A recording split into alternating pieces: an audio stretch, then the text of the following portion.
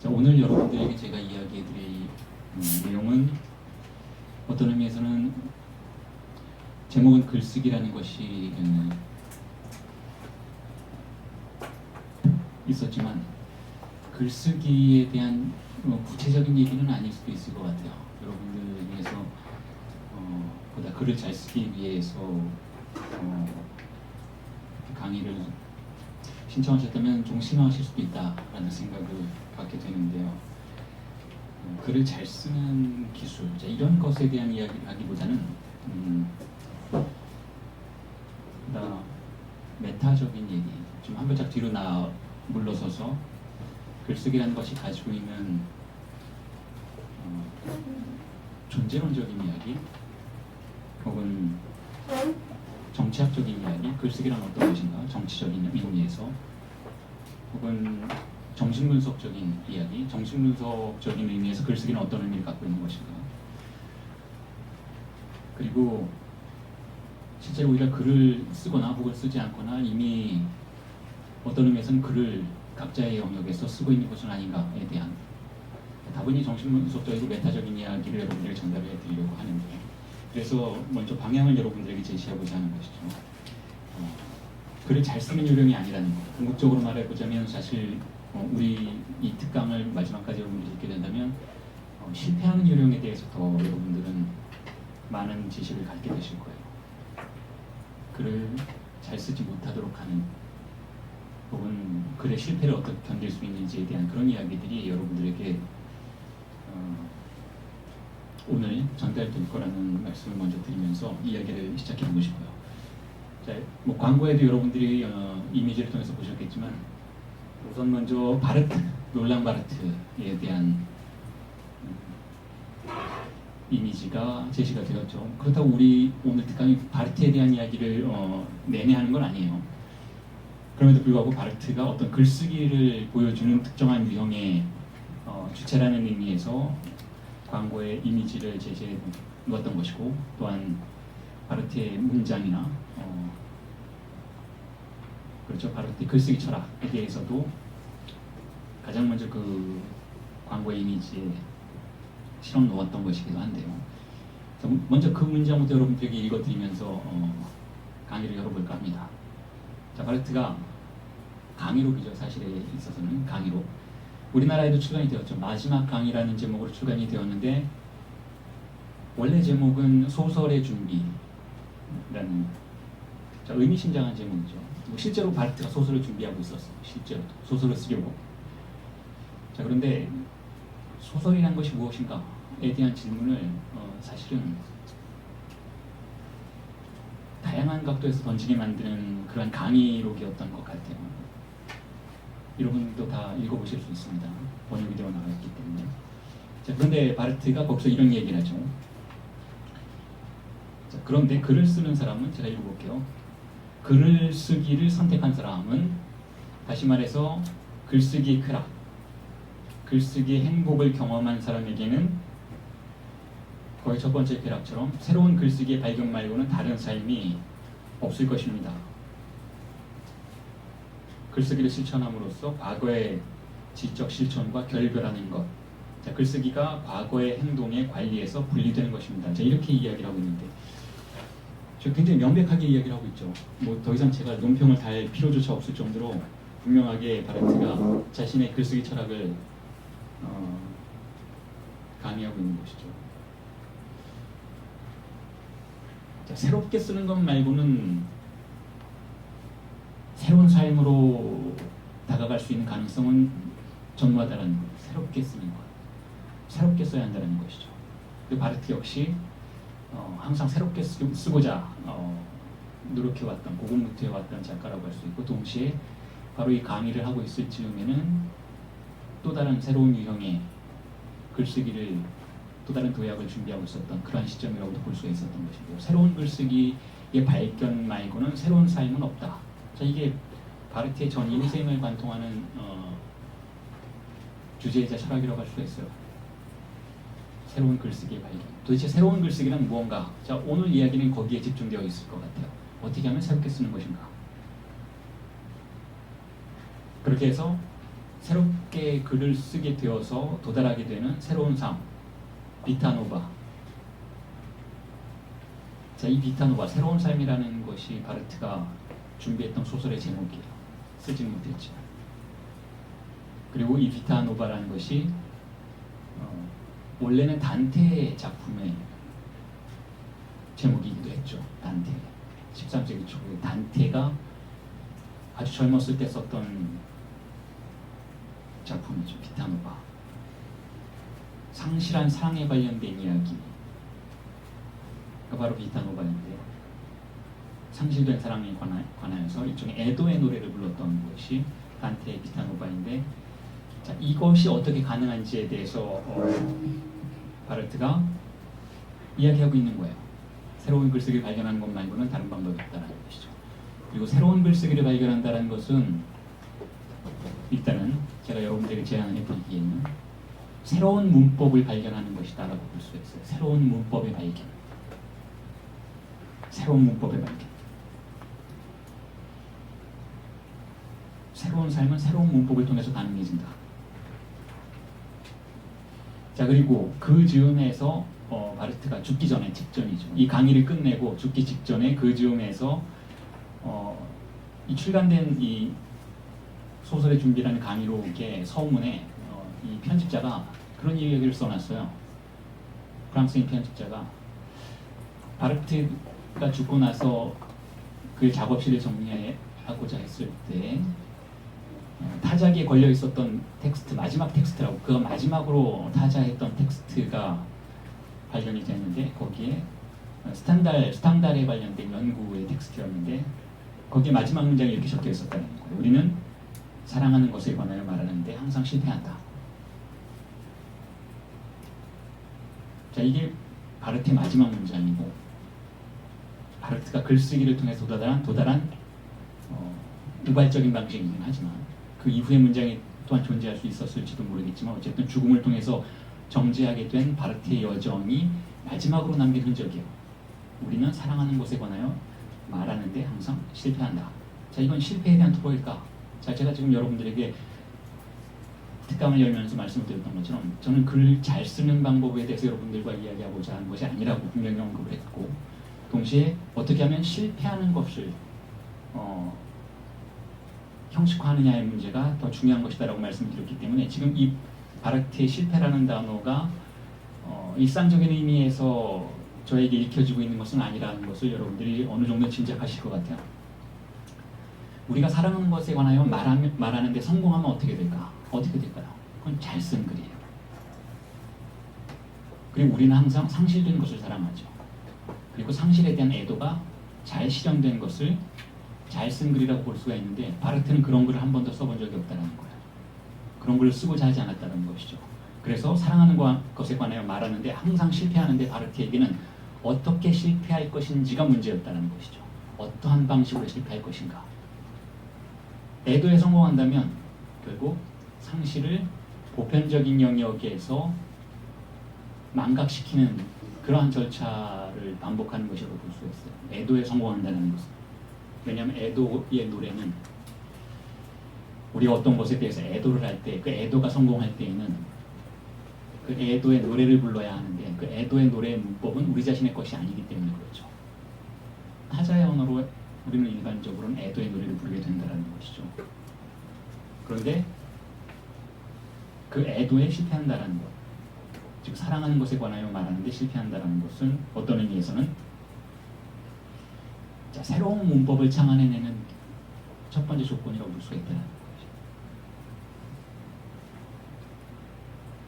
자, 이게 비타노바의 조건이라는 거예요. 비타노바의 조건. 자, 글쓰기는 바로 이 새로운 삶을 목적으로 하지 않는다면 무용하다라는 거예요. 그게 제 생각이기도 하고 바르트의 생각이기도 하는 것이죠. 그러니까 제가 지금 말씀드리는 글쓰기는 어떤 의미에서는 모든 글쓰기이기도 하지만 동시에 모든 글쓰기가 아닌 아주 소수자의 글쓰기라고도 볼 수가 있는 것이죠. 제가 여러분들에게 말씀드린 글쓰기라는 것은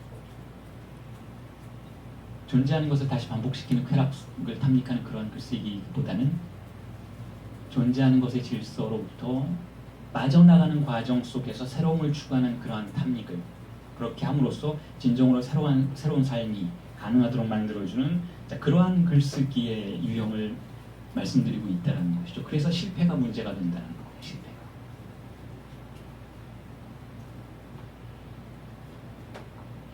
우연인지 필연인지 바로 이 단테라는 사람에 의해서 쓰여진 이 비타누바라는 텍스트 내부에 아나고지아라는 유형의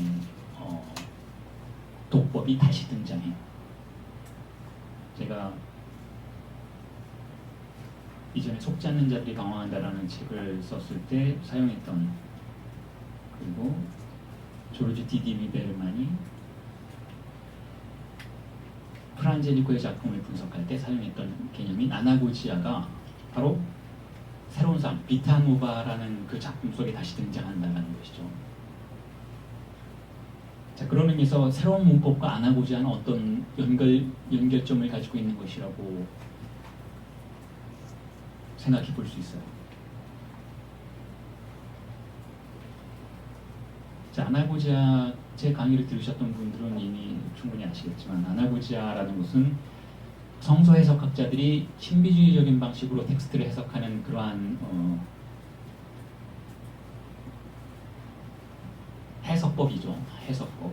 원래 네 가지 해석법이 있는데 첫 번째는 문자 그대로의 해석이 있고 고정관념에 그대로 의존하는 해석이 아니고요. 그게 성서의 텍스트가 되었건 하나의 이야기가 되었건 나 자신의 삶이 되었건 세상이 되었건 우리가 무언가를 해석할 때에는 해석해야만 그것을 이해할 수 있게 되는 것이니까 해석할 때는 일반적으로 문자 그대로 해석하는 경우가 있는데 그것을 우리는 고정관념을 통한 독해라고 볼 수가 있어요.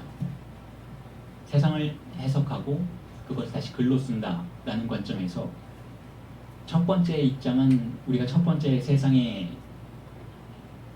다가가는 방법은 문자 그대로의 방식이라는 것이죠. 소크라테스가 비판했던 캐묻지 않는 삶, 그게 바로 문자 그대로의 접근법이라는 것이죠. 자, 그리고 두 번째가 그 네 가지 중에 두 번째가 알레고리아의 접근법이에요. 해석법. 알레고리아의 해석법은 은유의 문제라고도 불리는데 신념의 문제라고도 불려요.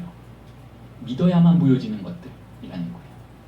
문자 그대로의 세상이 아니라 믿어야만 보이는 것들의 세상이 알레고리아의 세계예요.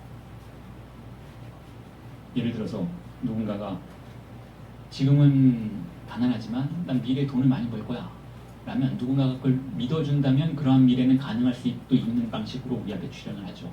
어쨌든 이미지의 형식으로든. 그래서 알레고리아의 세계는 신념의 문제예요. 우리가 그것을 믿는 순간만 그것이 현존할 수 있는 세계인 것이죠. 그게 세계를 해석하는 두 번째 방법이에요. 그로부터 우리는 또한 텍스트를 구성해 나갈 수도 있고 글을 써나갈 수 있다는 것이죠. 그리고 세 번째가 트리폴로지아 혹은 모랄이라고도 부릅니다. 즉 단지 신념의 문제가 아니라 해야만 하는 신념의 문제로서 세상을 해석하는 거예요. 해야만 하는 신념의 문제. 트리폴로지아가 성서를 해석하거나 세계를 해석하거나 그것을 통해서 텍스트를 구성해 나갈 때는 단지 그것이 있다라고 믿는 것이 아니라 실천해야만 하는 무언가가 있다라고 믿는 것, 즉 윤리가 있다라고 믿는 것이죠. 눈에 보이지는 않지만 그것을 믿고 추구해야 하고 따라야 한다라는 어떤 대상이 존재한다라고 믿는 해석법이라는 것이죠.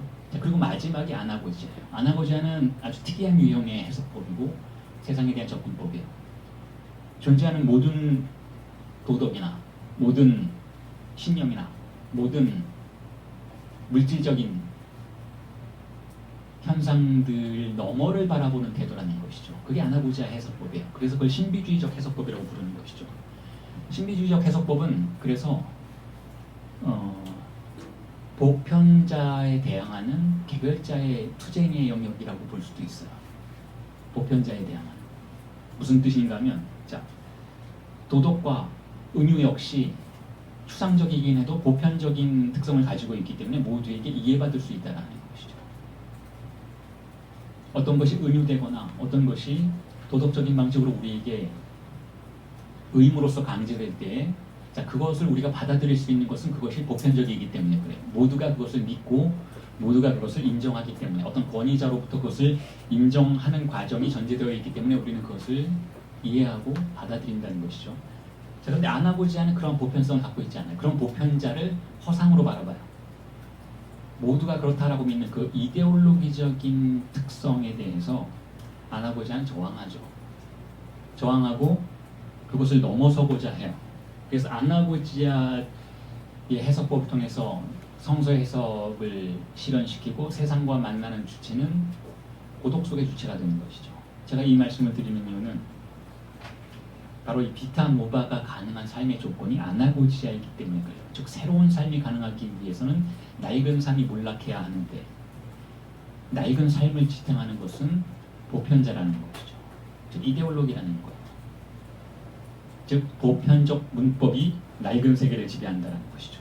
그래서 그 보편적인 문법에 대해서 대항하지 않고서는 즉 신비주의적인 방식으로 그것을 넘어서고자 하지 않고서는 새로운 삶이 불가능하다는 것이죠. 그래서 글쓰기에서 그 신비주의적 태도가 요청된다는 거예요.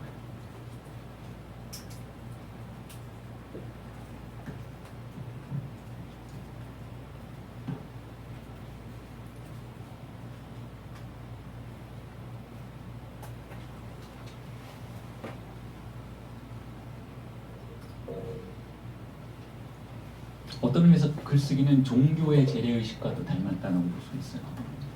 글쓰기는 제가 조금 전에 말씀드렸던 것처럼 애도의 차원에서 접근해 볼 수가 있는데 글쓰기는 무언가에 대해서 상실을 봉합하는 그러한 실천이라고 볼 수가 있어요. 무언가를 글로 쓴다는 것은 우리가 잃어버린 것에 대한 서사라고 볼 수가 있다는 것이죠. 자, 그런데 종교 역시 마찬가지라는 거예요. 종교도 죽은 자를 애도하고 혹은 낙원을 상실된 낙원을 신락원을 애도하고 자 그게 종교의 기본적인 역할이라는 것이죠. 지금 여기에 없는 신을 불러내고자 하고 자 없는 것에 대해서 이야기하는 게 종교의 근본적인 역할이라고 한다면 그 재래의식이 일반적으로는 역설적이게도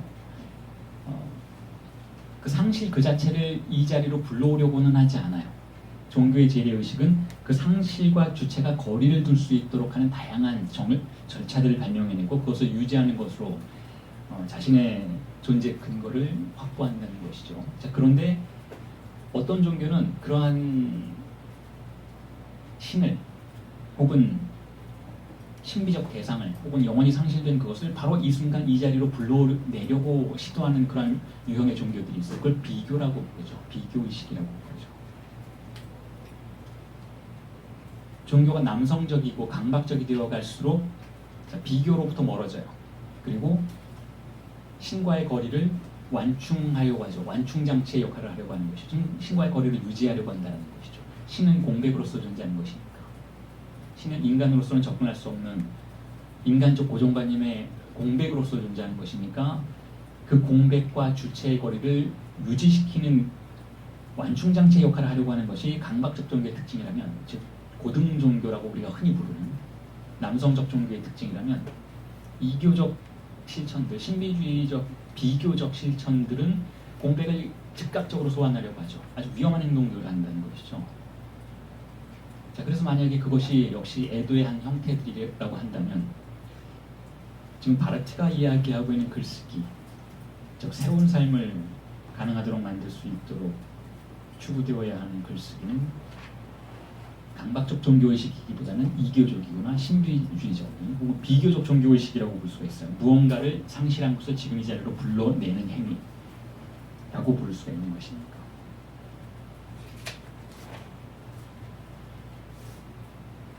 자, 그래서 제가 다시 또 다른 명제를 여러분들에게 던져볼게요. 그렇다면 글쓰기란 즉 바르트가 말하는 그 글쓰기 지금 오늘 우리가 점점 조금씩 접근에 들어가고자 하는 그 글쓰기라는 것은 제가 조금 전에 글쓰기는 애도다라고 말씀을 드렸지만 바르트가 말하는 그 새로움이 가능한 글쓰기는 애도를 애도하는 글쓰기라고 볼 수 있어야 한다는 것이죠. 애도를 애도함. 그게 무슨 뜻인가 하면 자, 바르트의 애도 일기라는 것이죠. 여러분. 아주 짧은 텍스트잖아요. 읽어보신 분들은 알겠지만 그렇게 많은 이야기를 하고 있지는 않아요. 근데 그 애도 일기를 읽게 되면 어떤 느낌이 드는가 하면 바르트가 자신의 어머니가 사망한 뒤에 썼던 일기를 출간한 것이죠. 어떤 느낌이 들게 되냐면 바르트는 애도하고 있지 않다는 거예요.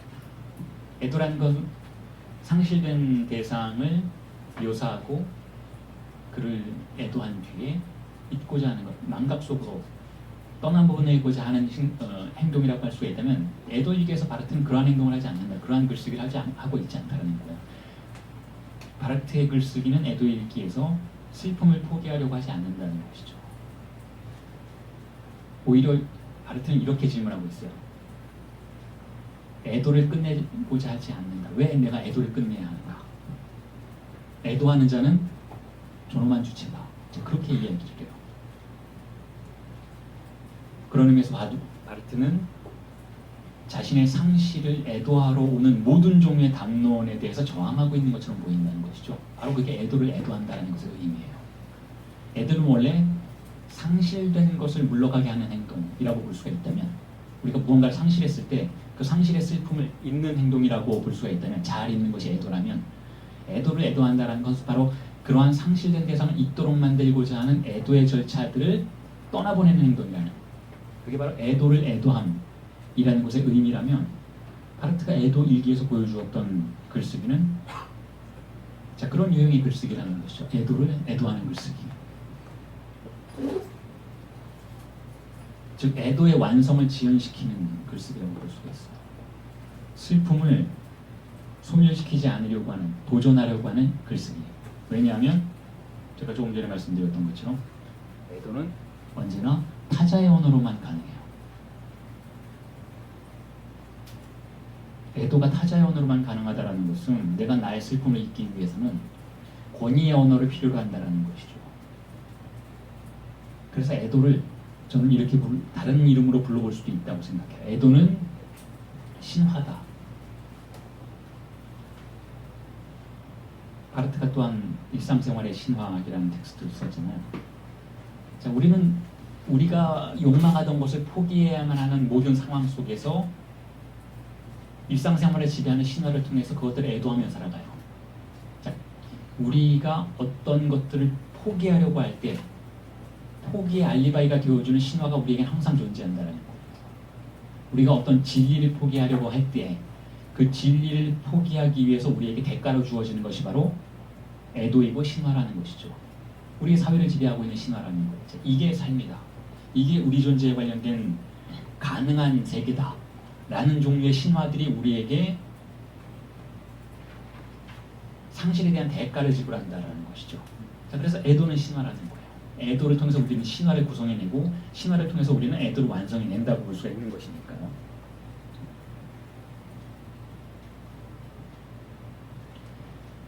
자, 그런 의미에서 바르트는 바로 그러한 애도에, 그러한 신화에 저항하고 있어요. 바르트의 글쓰기는 바로 거기에 집중되어 있어요. 즉 섣부른 애도를 거부하는 데에 집중되어 있다는 것이죠. 슬픔을 포기하려고 하지 않는다는 거예요.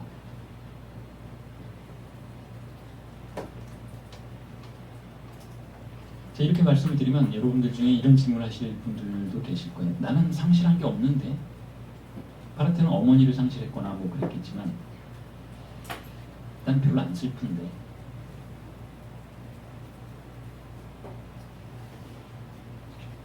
자, 이에 대해서 철학은 이렇게 우리에게 가르쳐주죠. 우리는 존재를 상실했다라고 가르쳐주죠. 가장 중요한 걸 상실한 존재다라는 거예요. 혹은 정신분석은 그것에 대해서 소외라는 단어를 쓰죠. 알리에나시옹이라는 단어를 쓰죠. 우리는 소외된 삶을 산다라는 거예요. 존재를 상실하고 소외된 삶을 산다. 물론 정신분석에서는 존재라고 부르지 않고 주의사스라고 부르지만 지고의 쾌락을 상실하고 좀비와 같은 삶을 산다는 거예요. 우리는 이미 근본적인 걸 상실한 존재이고 그런 의미에서 근본적인 슬픔을 간직한 존재라고 볼 수 있다는 것이죠. 그러니까 만약에 누군가가 나는 슬프지 않다, 나는 상실할 게 없다 라고 말한다면 그는 이미 자신이 상실한 것을 적절하게 애도했다는 뜻이에요. 그렇게 해서 출현하는 삶을 라칸이 뭐라고 부르느냐? 죽음이라고 불러요. 그 첫 번째 죽음이라고 부르죠. 첫 번째 죽음. 라칸에게는 두 개의 죽음의 개념이 있어요. 첫 번째 죽음은 우리가 이미 경험하는 누구나 경험하는 지금 이 순간의 죽음인 것이죠. 제가 조금 전에 좀비라고 말씀드렸던 어떤 죽음이냐? 타자의 언어에 지배받는 삶이 곧 죽음인 거예요. 우리는 타자의 언어를 받아들임으로써 어쩔 수 없이 이 세계로 들어오게 된 것이니까 싫던 좋던 타자의 언어를 받아들이지 않았다면 고정관념을 받아들이고 이데올로기적인 신화들을 받아들이고 그 애도를 성공시키지 못했다면 우리는 이 세상 안으로 들어올 수가 없어요. 그래서 우리는 들어왔고 들어온 뒤에는 픽진한 삶을 살게 되는 것이죠. 픽진한 삶, 목티피케시온이라고 라강이 표현하는 픽진한 삶. 그게 무슨 뜻인가 하면 우리는 타자에 의해서 지배되고 타자가 허용하는 쾌락만을 추구하는 방식으로 어느 것 하나 자신의 주체적인 선택을 허용받지 못한다는 뜻이에요. 즉 타자로부터 각인된 습관에 따라서 삶을 살아간다는 것이죠. 쾌락, 현실 원칙, 이 그걸 말해요. 정신분석이라는. 타자의 인생이 반복된다. 타자가 쓴 소설의 주인공이 된다라는 거예요. 주인공이라고 우리는 좋아하지만 내 인생에서 내가 주인공이야 라고 말은 하면서 좋아할 수는 있겠지만 시나리오는 이미 남들이 써놓은 대로 진행되고 있다는 거예요. 그걸 반복하고 있다는 것이죠. 타자의 인생을 반복하고 있다는 것이죠. 그래서 어떤 의미에선 우리의 삶의 개인사라는 것은 허구라고 볼 수밖에 없어요. 개인의 역사라는 건 없어요. 개인의 역사라는 건 없어요.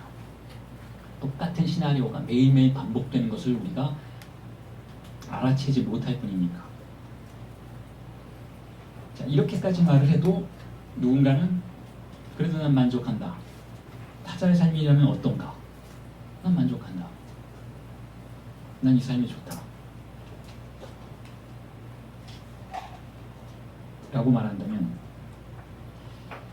자, 두 번째 죽음이 그를 찾아오게 된다는 거예요. 두 번째 죽음이. 첫 번째 죽음은 우리에게 일종의 마비와 같은 상태를 가져다줘요. 삶이 마비되는 것이고 그 안에서 잘 살아갈 수도 있어요. 그리고 그 안에서 행복하다면 그것도 나쁘지 않다라고 아까 얘기해요. 실제로 괜찮아요. 행복하다면. 그런데 그건 시작일 뿐이라는 것이죠. 그 첫 번째 죽음의 삶이, 그 마비된 삶이, 그 소외된 삶이 우리의 일상을 지배하고 전생애를 지배한다 해도 그대로만 끝나진 않는다는 거예요. 무언가 다른 자가 우리를 찾아온다는 것이죠. 기독교인들이라면 예수라고 하겠죠. 저는 증상이라고 하겠어요. 증상이 우리를 방문해요. 바디우는 사건이라고 하겠죠. 즉 타자에 의해서 완전히 지배되지 않는 무언가가 떠돌고 있기에 이 세계에는. 왜냐하면 타자의 언어는 완벽한 언어가 아니기에, 기껏해야 바벨의 언어이기에 타자의 언어는 우리를 비롯해서 상황을 완전히 장악하지를 못해요. 항상 균열이 있고 항상 빠져나가는 무언가가 있어요. 그 빠져나가는 무언가가 때로는 힘을 발휘해요. 어떻게 힘을 발휘하는가 하면 우리를 사로잡는 방식으로 힘을 발휘한다는 것이죠. 자, 그게 증상이에요. 그게. 물론 그게 그냥 빠져나가면 힘을 발휘하지 못하고 우리에게 무시당하죠. 그런데 그게 우리의 주목을 끌기 시작하고 무언가 특정한 아름다움의 형태를 통해서 우리를 사로잡기 시작하면 우리의 무의식은 그것에 사로잡혀서 그것을 반복하게 돼요. 그것을. 그게 증상의 반복인 거예요. 그게 한번 우리의 무의식의 그물망이 걸려들면 마치 기계 속으로 잘못 들어온 이질적인 부속품이 동일한 장소에서 계속해서 딸그락거리는 것처럼 계속해서 우리의 삶을 귀찮게 만들게 되는 것이죠. 최선의 경우에 귀찮게 만드는 것이고 최악의 경우에는 우울하게 만드는 거예요. 우리의 삶을 위기로 몰아넣는 것이죠. 그게 바로 두 번째 죽음이에요. 그게 바로 반복 강박이에요. 그래서 아까 이렇게 했죠. 우리는 바로 그 두 죽음 사이에 존재한다는 거예요. 우리가 사는 삶은 바로 그 두 죽음 사이를 왔다 갔다 하는 방식이라는 것이죠. 어느 누구도 한쪽이 완전히 사로잡히진 않는다는 거예요. 한쪽이 완전히 사로잡히면 죽어요. 그게 첫 번째 죽음이 되었건 두 번째 죽음이 되었건 어떤 의미에서건 우리의 삶은 그야말로 죽음인 것이죠. 그런데 그 둘 사이를 왕복운동을 하면서 고통스러워하는 그게 바로 소외된 주체의 삶의 이미지예요.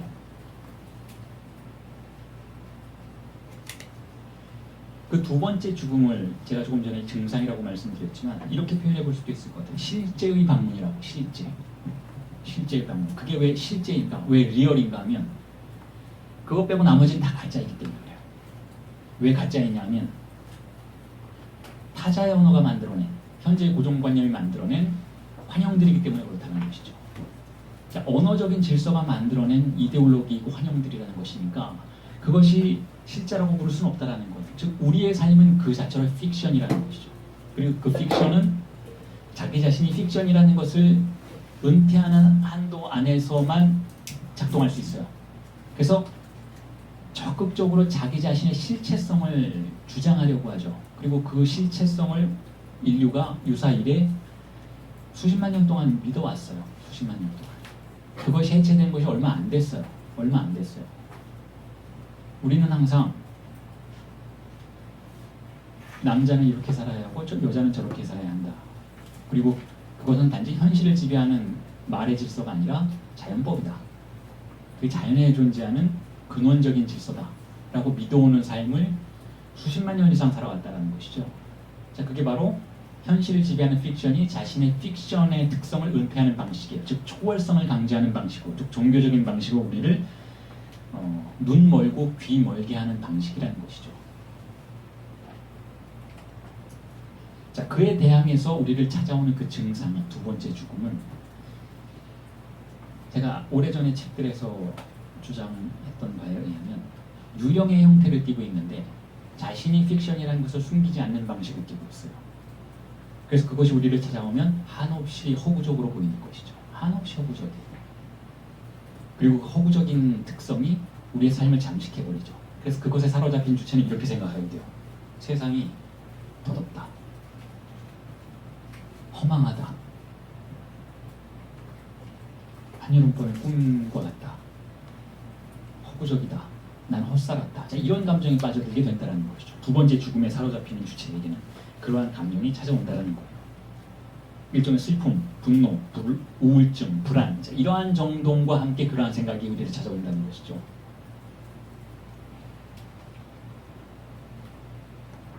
동시에 그 증상은 아버지에 대한 분노를 함께 가져와요. 아버지에 대한 분노. 아버지에 대한 분노는 무엇인가 하면 집에 계신 그 아버님에게도 화가 나겠지만 그 아버님의 아버님에 대한 분노예요. 모두의 아버님에 대한 분노이죠. 다시 말해서 우리의 삶이 이렇다라고 믿게 만들었던 그 신화적인 권력에 대한 분노가 치밀어 오른다는 것이죠. 환영적이었고 이데올로기적이었던 그것이 자신의 실체로서 강제하던 폭력에 대한 분노라는 것이죠. 자, 그럼에도 불구하고 두 번째 죽음이 우리를 찾아오면 우리는 우울해하고 슬픔을 경험하다가 어떻게 되는가? 다시 타자의 품으로 돌아가요. 그게 우리가 목숨을 부지하는 일반적인 방식이죠. 다시 타자의 품으로 돌아간다. 다시 고정관념의 품으로 돌아간다는 거예요. 그렇지 않으면 죽게 되니까. 다시 적정 수준의 마비된 삶을 받아들이게 된다는 것이죠.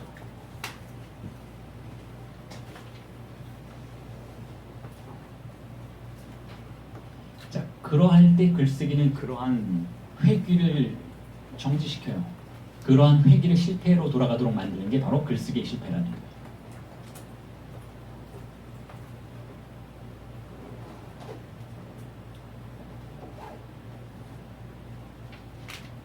바르트가 실천했던 글쓰기는 자, 그러한 글쓰기라는 거예요. 그러한 글쓰기. 애도를 실패로 돌아가게 만들고 타자로의 회귀를 실패로 돌아가게 만들고 첫 번째 죽음의 삶으로의 회귀를 실패로 돌아가게 만드는 자, 그러한 글쓰기라는 것이죠.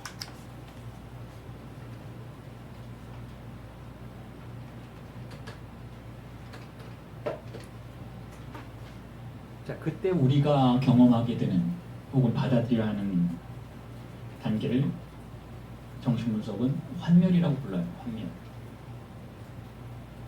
보다 상식적인 표현을 쓰자면 우울증이라고 부를 수 있죠. 자, 우울증은 진리의 병이라는 거예요. 우울은 진리의 병이라는 것이죠. 왜 우울증이 진리의 병인가? 자, 우리의 욕망이 타자가 우리에게 제안하고 자, 공인된 타자가 우리에게 자, 이것이 삶의 욕망의 대상이다라고 나누어주는 그 대상들에 대해서 더 이상 리비도를 투여하기를 거부하는 상태이기 때문에 자, 우울증은 진리의 병이라는 거예요. 우울증은 결국 거짓된 욕망의 대상에 대해서는 리비도를 투여하지 않겠다라고 결심한 주체가 경험해야 하는 지옥이라는 거죠. 자, 이걸 견뎌내는 게 바르티의 삶이었어요. 이걸 견뎌내는 게. 바르티가 글쓰기를 포기하지 않는 한, 혹은 누군가가 진지한 방식으로 글을 쓰는 한, 자신 앞에 등장하는 혹은 자신에게 주어지는 다양한 종류의 욕망의 대상들, 즉 상품이라고 불러도 될 그 대상들, 즉 공인된 욕망의 대상들, 프로이트의 용어를 쓰자면 자허, 산물로서의 욕망의 대상들에 대해서 리비도를 거두는 행동인 거예요. 더 이상 그것에 나의 리비도를 투여하지 않겠다 라는 결정인 것이죠. 그러한 결의를 보이는 순간 우울증의 단계로 들어갈 수밖에 없는 것이죠. 자, 그럼 어떻게 해야 되는가? 글쓰기를 시작한 자가, 즉 애도를 거부하는 자가, 혹은 애도의 애도를 실천하는 자가 빠져들게 되는 필연적인 단계로서의 우울증은 어떠한 방식으로 거부할 것인가? 이에 대해서 제가 고독의 매뉴얼에서 그런 이야기를 했죠. 자살하지 않은 만큼의 환상이 우리에게 필요하다는 거예요. 자살을 막기 위해서, 죽음을 막기 위해서, 그게 어떤 형태의 죽음이 되었건 극단적인 우울의 상태에서 빠져나가기 위해서 가장 진지한 자가, 진실한 자가 욕망의 대상들이 구성하는 환영을 거부함으로써 빠져들게 되는 우울의 단계, 즉 공백의 단계, 즉 진공 상태, 즉 질식 상태로부터 빠져나가기 위해서 소량의 환상이 필요하다는 것이죠. 어떻게 하면 공백을 견뎌낼 수 있을 것인가? 어떻게 하면 진리를 견뎌낼 수 있을 것인가? 그걸 견뎌내기 위해서 바르트가 그렇게 이야기했던 거예요. 새로운 문법이 필요하다고. 그걸 견뎌내기 위해서 새로운 문장들을 발명해내고 새로운 개념들을 발명해내고 그것을 즐길 수 있어야 한다고. 바르트가 글쓰기를 통해서 즐기고자 했던 것은 바로 그러한 목적을 가지고 있었다고 저는 생각해요. 대상 A가 되는 문장들을 발명해내는 것. 대상 A가 되는 문장들은 어떤 뜻인가 하면 상징화되지 않는 문장이라는 거예요. 상징화되지 않는 문장은 어떤 뜻인가 하면 대타자에게 사로잡히지 않는 문장이라는 것이죠. 즉 고정관념의 틀로 완전히 잡아낼 수 없는 어떤 문장들을 만들어내고 자, 그것들을 탐닉하고 향유하는 것. 자, 그게 바르티의 전 인생을 설명해주는 욕망의 여정인 것이죠. 바르티의 글에는 그런 특성이 있어요. 문장을 탐닉하는데 그 문장이 바르티의 존재 자체를 이데올로기적인 권력으로부터 빠져나가는 동시에 단지 빠져나가게만 하는 것이 아니라 그것을 즐길 수 있도록 만들어주는 어떤 유형의 쾌락이 존재한다는 것. 바로 그러한 쾌락을 경험한 주체는 새로운 글쓰기를 발명해내기 전에는 새로운 삶은 비타노바는 불가능하다는 것을 바르티가 마지막 강의에서 이야기하고 있었던 것이죠.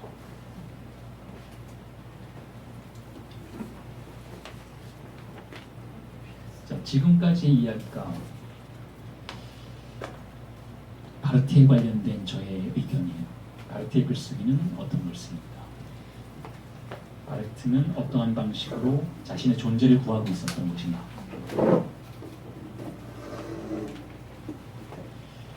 자, 이게 첫 번째 파트고 두 번째는 보다 개인적인 이야기를 하고 싶어요. 제가 광고에서도 페북에도 그런 이야기를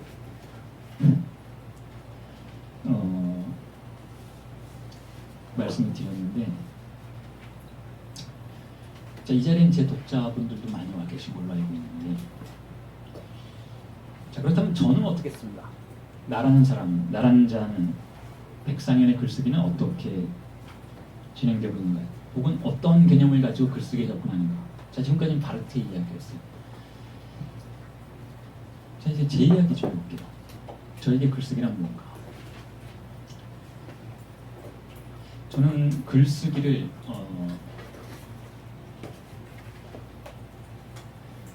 운동이라고 생각해요.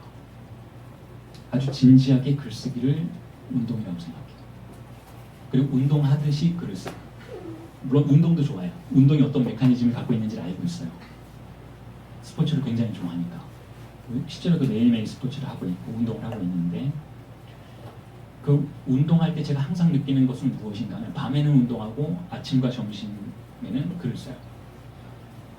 밤에 제가 항상 나는 정말 작가다라는 걸 느끼는 순간은 밤이에요. 사실은 밤에 운동을 하는 순간 내가 작가라는 사실을 다시 한번 확인하게 되는데, 왜냐하면 운동의 메커니즘이 글 쓰는 메커니즘과 굉장히 유사하다는 것을 항상 느끼기 때문에 그렇다는 것이죠. 그래서 그 방법론을 단지 그렇게 인지하는 것이 뿐만 아니라 그것을 저 나름대로 발전시켜 나가죠.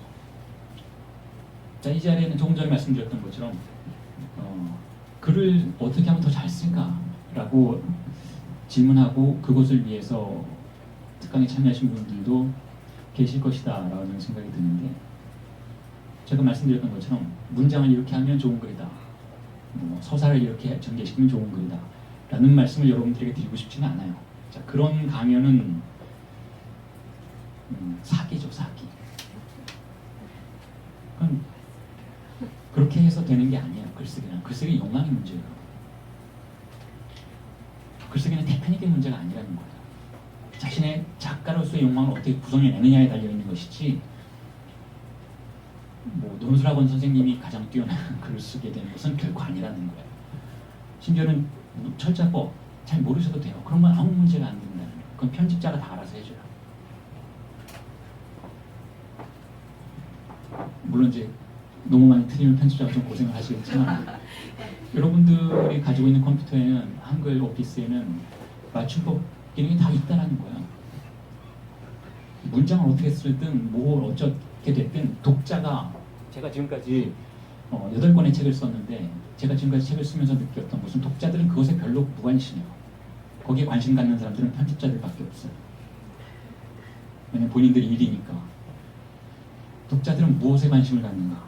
자, 욕망을 읽어내기를 원해요. 이 자가 어떤 욕망을 나에게 보여주는가를 읽어내기를 원해요. 그리고 욕망에 의해서 건드려지기를 원해요. 일종의 사랑과 같은 거죠. 누군가가 누군가를 사랑할 때 미사여구를 많이 한다고 해서 상대방이 사랑에 빠지는 건 아니에요. 서툰 말투는 전혀 문제가 되지 않는다는 것이죠. 그에게 어떠한 욕망을 발견하는가, 나를 향한 어떤 유형의 욕망을 발견하고 내가 그것에 건드려지는가에 따라서 욕망이 화학작용을 일으키고 반작용을 일으키게 된다는 것이죠. 독자와의 관계도 마찬가지라고 저는 생각해요. 그래서 저는 항상 가능하면 말하는 것처럼, 강의하는 것처럼 글을 쓰려고 노력을 해요. 문장을 다듬고 이러한 방식으로 쓰기보다는 눈앞에 있는 사람에게 말을 하듯이 글을 쓰기를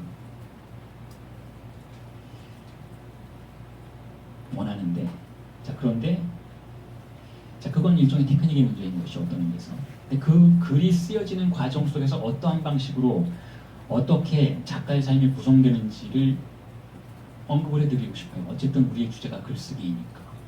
자, 제가 운동이라고 말씀드렸죠. 운동 선수의 특징은 뭘까요, 여러분? 저는 운동 중에서도 격투기를 좋아해요. 저는 평화주의자고 평생 단 한 번도 싸워본 적이 없지만 격투기를 좋아해요. 가장 잔인한 격투기를 좋아해요. UFC를 좋아해요. 이종 격투기를. 그래서 그들의 훈련하는 방법, 그들이 어떻게 살아가는지, 혹은 어떻게 커리어를 이어나가는지에 대해서 굉장히 관심이 많아요. 자, 그런데 운동선수는 어떻게 운동을 할까? 굉장히 간단해요. 규칙적으로 하지 않으면 운동은 성공하지 못해요. 몸이 하는 일은 규칙성을 가지고 있어야 돼요. 그래서 저도 아주 오래전부터, 수십 년이라고까지 말하기는 좀 그렇지만 최소한 한 20년 전부터 똑같은 시간에 시작해서 똑같은 시간에 끝나요. 체력이 좋았을 때는 9 to 5였어요. 회사원들과 똑같이 하자라고 생각해서 9시에 출근해서 5시에 퇴근하는 형태를 취했는데, 40대 중반이 넘어서면서 체력이 좀 떨어졌어요. 그래서 미셸 푸코처럼 하자 라고 바꿨죠. 미셸 푸코는 이렇게 얘기했어요. 하루에 6시간은 읽고 쓴다.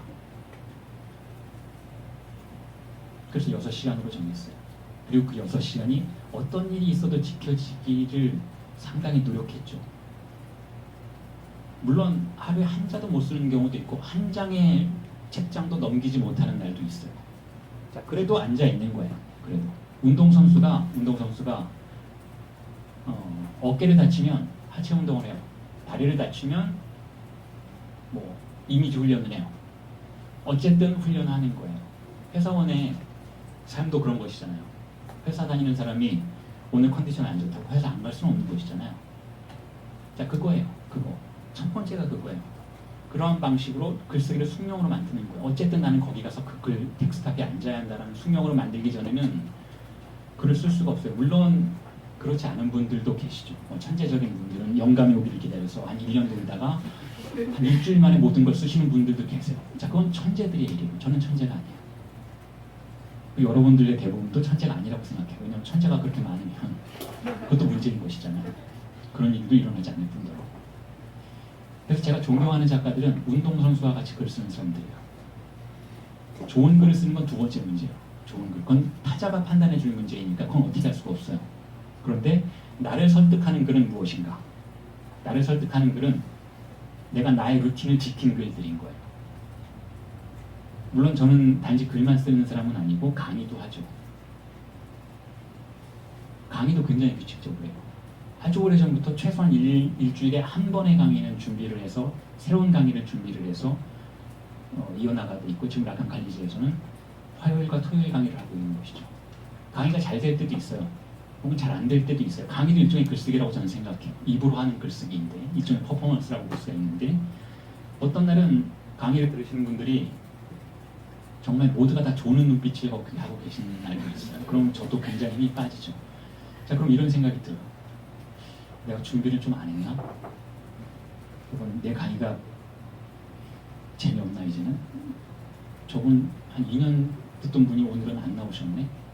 자, 이런 망설임이 생겨나요. 자, 그럼에도 불구하고 흔들리지 않을 수 있는 이유는 딱 하나예요. 똑같은 방식으로 나는 강의를 준비했다는 거예요. 나는 분명히 똑같은 시간을 투자해서 똑같은 루틴으로 강의를 준비했기 때문에 어떤 일이 일어나도 자, 일종의 정신승리인데 내 탓은 아니라는 거예요. 글쓰기도 마찬가지예요. 많이 팔릴 때도 있고 적게 팔릴 때도 있어요. 책이라는 것이. 혹은 말도 안 되는 악플이 달려서 정말 분통이 터질 때도 있어요. 그러니까 알라딘이 악플 다는 거 굉장히 신경 써요, 여러분.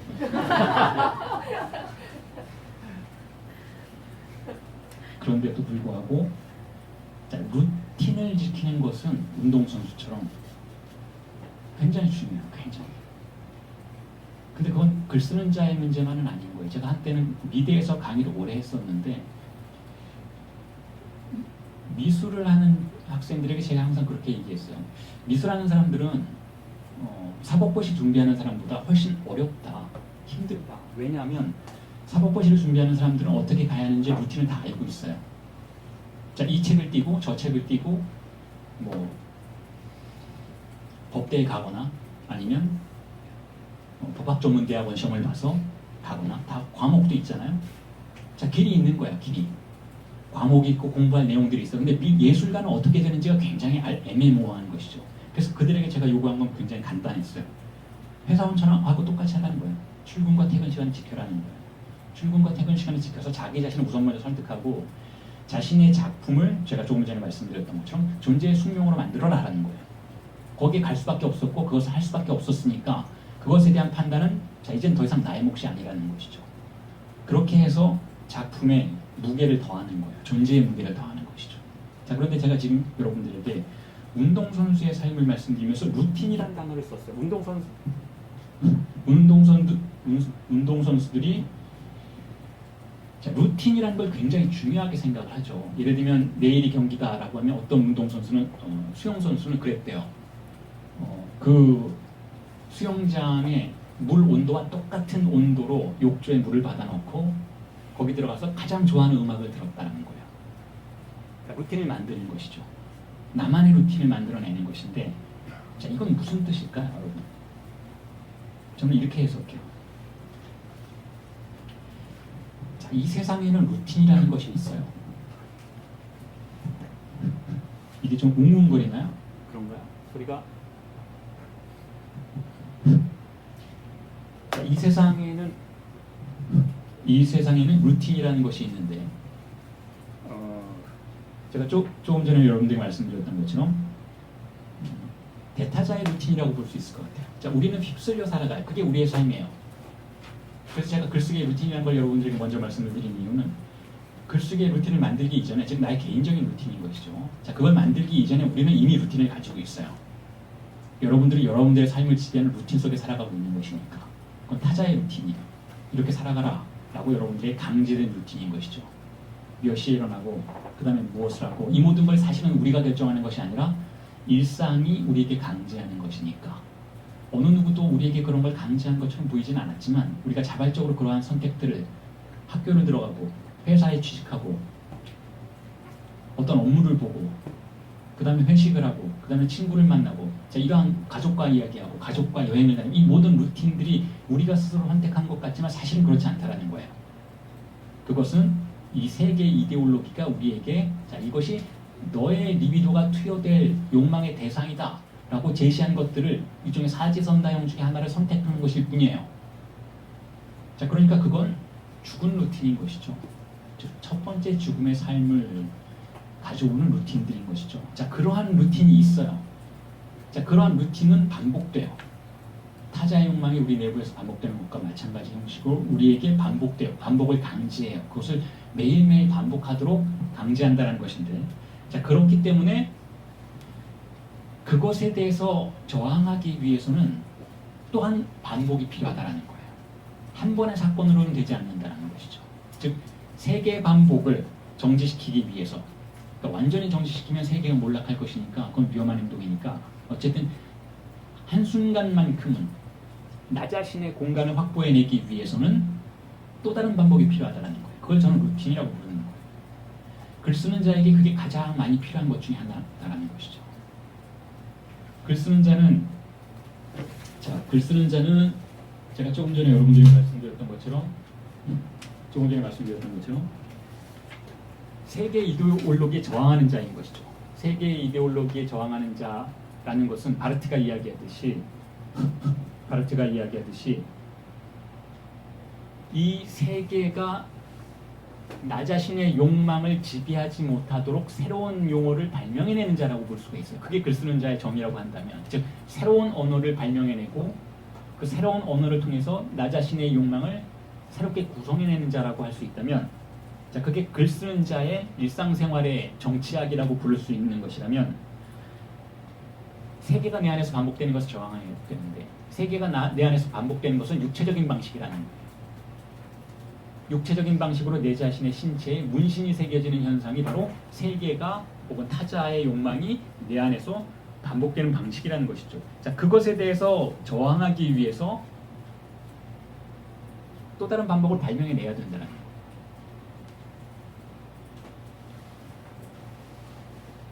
그래서 제가 발명해낸 것은 그 6시간이라는 시간이에요.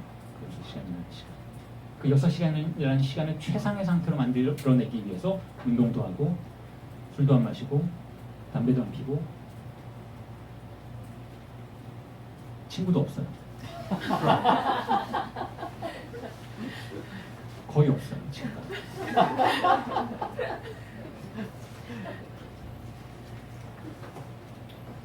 그런데 전 그 삶이 픽진한 삶이라고 생각하지 않아요. 왜냐하면 그렇지 않은 삶이 얼마나 픽진한 삶인지에 대해서 이해하고 있기 때문에.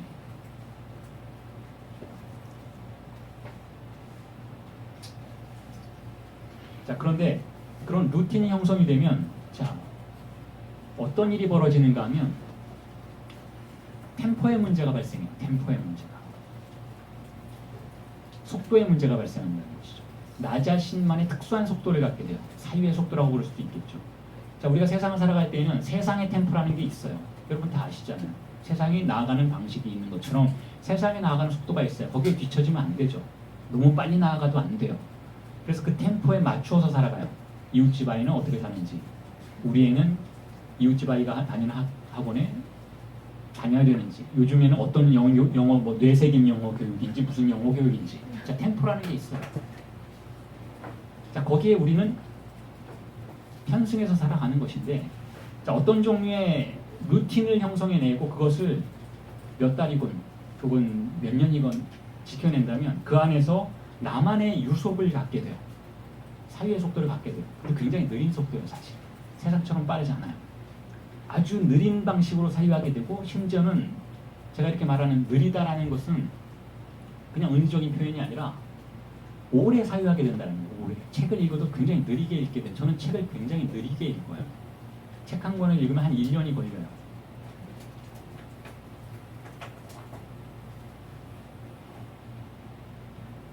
자, 그건 나만의 템포인 것이죠. 저만의 속도감인 거예요.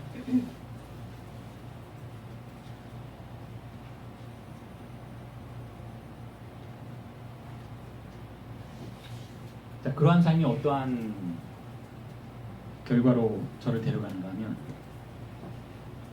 자, 저를 일종의 환상에 빠지게 하죠. 그래서 저는 그것을 이렇게 불러요. 환상 대 환상이라고 불러요. 어떤 의미에서 그러냐면, 제가 말씀드렸던 것처럼, 조금 전에 강조 드렸던 것처럼, 세상은 환상이죠. 자, 이 마이크 새 건데 배터리가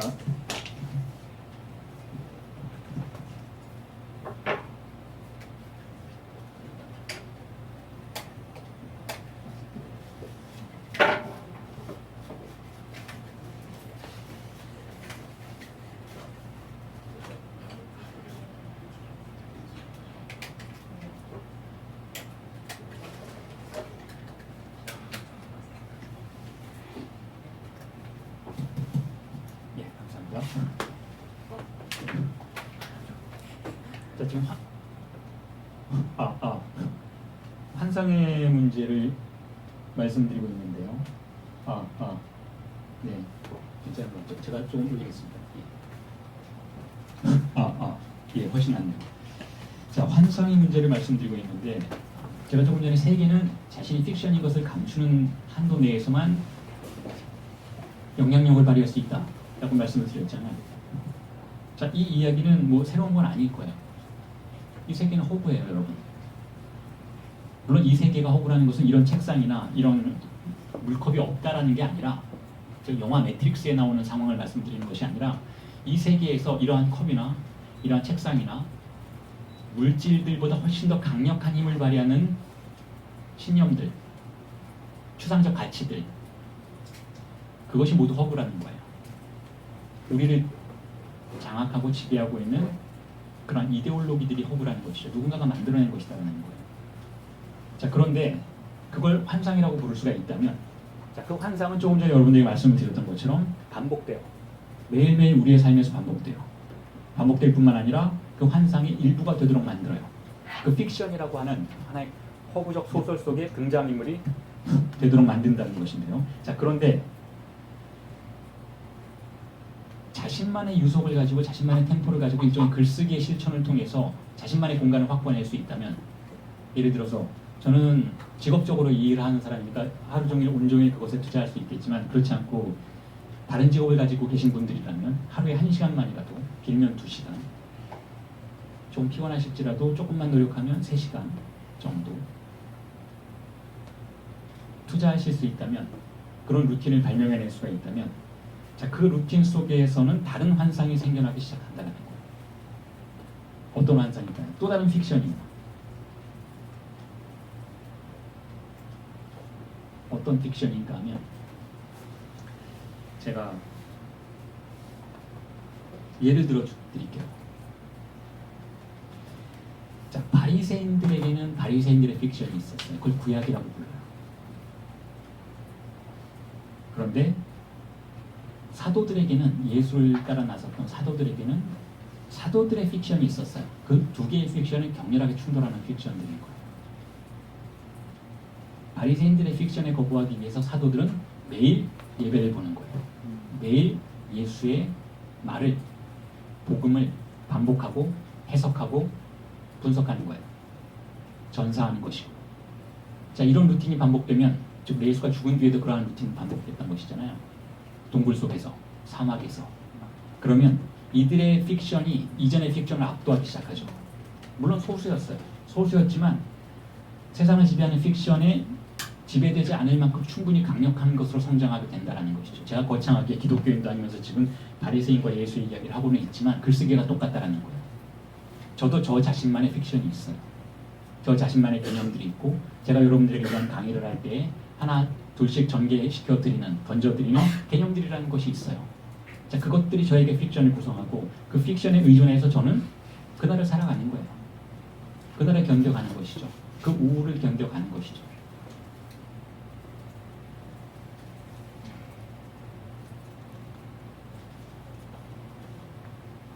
바르트 역시 그랬던 것 같아요. 바르트 역시 자신의 글쓰기로부터 산출된 어떤 특정한 픽션들, 어떤 특정한 개념들 다 허구예요. 사실 뜬구름 잡는 얘기들인 거예요. 하지만 그것이 바르트의 삶을 지탱하는 것이죠. 바르트를 찾아오는 그 애도의 불가능성이 가져오는 우울을, 그 슬픔을 견뎌내고 즐길 수 있게 만들어주는 거예요. 그 즐김은 제가 조금 전에 말씀드렸던 세계가 우리에게 가져다주는 그 산물들의 즐김과는 질적으로 다르다는 것이죠. 산물들의 세계를 우리가 즐기면 우리는 다시 죽음으로 돌아가요. 죽음으로 온전히 돌아가면 모르겠는데 그 죽음 속에서 다시 악몽을 꾸게 돼요. 어떤 악몽인가 하면 증상을 만나게 되는 악몽인 것이죠. 그리고 이렇게 질문하게 돼요. 나는 올바로 살고 있는가? 이게 다인가? 삶이란 게 이건가? 여기까지인가? 라는 질문 속에서 옴짝달싹 못하게 돼요. 흔들리게 되고 방황하게 되죠. 불안해져요. 자, 그래서 글 쓰는 자들이 루틴을 만들고 픽션을 구성해내고 자기를 지키는 거예요. 진리와 함께 있기 위해서. 진리는 견디기가 굉장히 힘든 거예요. 제가 지금 말씀드리는 진리는 진리가 없다라는 진리일 것이니까. 그것과 함께 사는 건 너무나 힘들어요. 하지만 한번 거기에 도달한 자들은 그걸 잊을 수가 없어요. 진리가 없다라는 진리를. 근데 어떤 자들은 그건 옆에 딱 달라붙어서 그것과 씩씩하게 살아갈 수도 있어요. 그런 가능성도 존재한다는 것인데 바로 루틴을 만든 자들이에요. 훈련한 자들인 것이죠. 일종의 철학적 운동선수들인 거예요.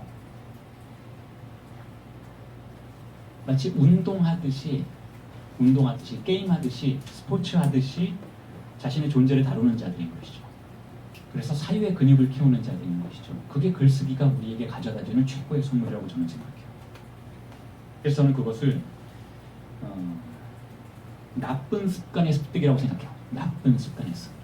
좋은 습관은 어떤 것인가요? 이 세상의 이데올로기가 우리에게 요구하는 거예요. 좋은 습관을 가져라. 즉 모두가 옳다고 말하는 그 길로 가라. 이게 좋은 습관이에요. 그런데 누군가가 그것에 저항하고 바르트처럼 자신만의 루틴을 발명해내고 그 안에서 자신만의 픽션을 구성해내려고 한다면 그건 굉장히 나쁜 습관인 것이죠. 왜냐하면 세계의 환상이 유지되는 데 위협이 되는 것이니까. 자, 그런데 저는 그 나쁜 습관이 일종의 신성모독이라고 할 수 있는 그 습관이 존재를 구하는 유일한 길이라고 생각하는 거예요. 그래서 그걸 이전의 책들에서는 제가 타락이라고 불렀죠. 타락하지 않는다면 윤리는 시작조차 될 수 없다. 그랬더니 농담 삼아 어떤 편집자분이 그럼 그건 19금 책이 되어야 하지 않는가. 우리 아들에게 그런 책 보여주면 걔는 난리 날 텐데. 술 마시고 뭐. 그래서 제가 그렇게 대답을 했어요. 임기응변처럼 대답했죠. 2번 타락해야 한다. 자, 한 번 타락하는 건 예상 가능한 타락인 거예요. 그러니까 더 이상 그건 타락도 아니에요. 그게 무슨 뜻이냐. 세계 환상 내부에서 여전히 타락이라고 파악될 수 있는 것은 진정한 타락이 아니에요. 그러한 타락은 사실상 이 세계의 환상이 필요로 하는 타락이라는 거예요. 그 타락을 통해서 이 세계의 법이 유지되는 것이니까. 여러분 생각해 보세요. 범법자가 없다면 사법제도가 유지가 되겠어요? 안 돼요. 누구도 법을 어기지 않는다면 사법제도는 유지가 될 수가 없어요. 그렇기 때문에 범법자를 양산해내죠. 자, 그런 타락은 사실상 진정한 타락이라고 볼 수가 없는데 2번의 타락은 이런 타락을 의미해요. 일단 권력으로부터 위협적인 존재로 타락한 존재로 파악이 되기 때문에 타락이에요. 그렇지만 타락한 자들에게도 이해받지 못하면 그건 2번의 타락인 거예요. 즉 알아볼 수 없는 자가 되는 것이죠. 그게 예수의 존재의 형상이에요. 도대체 예수가 무엇을 잘못했는지 빌라도가 알 수가 없는 거예요. 분명히 죽여달라고 말은 하는데 바리새인들이 빌라도가 보기에는 예수는 죄가 없어요. 죄가 없을 뿐만 아니라 이해가 안 되는 존재인 거예요. 왜 위험한지를 모르겠는 것이죠. 알아볼 수 없는 존재인 것이니까. 그게 바로 두 번 타락한 자의 형상인 것이죠. 고정관념의 세계로부터 완전히 빠져나가 버린 자, 예측 불가능한 자, 예측 불가능한 자. 제가 항상 농담처럼 말씀드리는 것. 자, 이런 자리에 와 계신 여러분이 여러분들의 가족의 입장에서는 예측 불가능한 행동하는 그런 분들. 이 폭염을 뚫고 여기에 와 계셨다라는 것 자체가 예측 불가능한 것입니다. 물론 여기 왔다는 건 알겠지만 왜 왔는지는 도무지 모르겠는 거예요. 무엇을 위해서?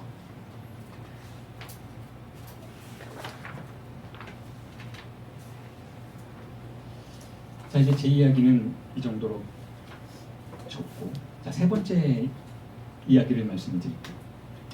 자, 이제는 락강 얘기예요. 다시. 그런데 락강이 세미나 11의 마지막 후기에서 글쓰기에 대한 이야기를 해요. 아주 집중적으로 하죠. 그래서 제 수업을 들었던 분들 중에는 이 부분에 대해서 이미 들으셨던 분도 계세요. 근데 제가 다른 방식으로 말씀을 드려볼게요. 글쓰기에 대해서 이야기하면서 이 이야기를 빠뜨릴 수는 없기 때문에. 자, 락강은 이렇게 이야기하죠. 글쓰기는 성스러운 글쓰기가 되어야 한다라고 이야기해요. 그래서 저는 그것을 이렇게 해석해내고 싶어요. 언어의 성사다. 여러분, 성사가 무엇인지 아시죠? 기독교인들은 아실 거예요. 성사, 뭐 세례성사, 견진성사, 이런 성사들 있잖아요. 성사가 무엇을 의미하는가? 하나의 단계에서 다른 단계로 이행하는 거. 이제 더 이상 나는 같은 사람이 아닌 것이잖아요. 세례 받기 전에 그 존재와 세례 받은 뒤의 존재는 다른 존재인 것이죠. 특히 견진성사가 그렇죠. 그 이전에 그 존재가 이제는 더 이상 아닌 거예요. 이제 소명받은 자가 되는 거예요. 신으로부터, 예수로부터. 자, 그런데 왜 글쓰기가 언어의 성사가 되어야 하는가? 락강이 언어의 성사라는 표현을 쓰지는 않고, 이건 아간벤이 썼던 표현인데, 락강은 다시 성스러운 글쓰기라고 표현해요. 근데 그것조차도 애매모호한 방식으로 이야기를 하는데, ST를 옆에 놓고 그 다음에 에크리튜어라고 해요. 에크리튜어는 라이팅이에요. 그리고 ST는 약자죠. 세인트죠. 프랑스어도 마찬가지로 똑같이 쓰는데 쌍이라고 불러요. 그런데 ST는 그렇게 약자로 쓰면, 약자인 것을 인정하면 쌍테크리튜어가 되죠. 성스러운 글쓰기가 되는데, ST라고만 말하고 다시 에크리튜어를 붙였으면 스테크리튜어라고 읽게 돼요. 스테크리튜어. ST니까 스테크리튜어. 자, 그걸 다시 빠르게 읽으면 세테크리튜어가 돼요. 세테크리튜어는 this writing이에요. 그것이 의미하는 말. this writing. 이 글쓰기가 되어야 한다는 거예요. 그게 진정한 글쓰기는 이 글쓰기. 뭐냐면 개별적 글쓰기. 그게 성스러운 글쓰기라는 것이죠. 그게 성스러운 글쓰기라는 건 무슨 이야기냐면, 여러분 자신의 글쓰기, 이 글쓰기, 이 순간의 이 글쓰기가 아니면 성스러운 글쓰기가 아니라는 것이죠. 언어의 성사를 가능하게 만드는 글쓰기가 아니라는 거예요. 다시 말해서 이전의 존재가 반복되는 글쓰기일 뿐이라는 것이죠. 이 글쓰기가 아니고 모두의 글쓰기라면, 이전의 여러분은 오늘도 여러분일 것이고 내일도 똑같은 여러분일 것이다 라는 이야기를 하고 있는 거예요, 락강이.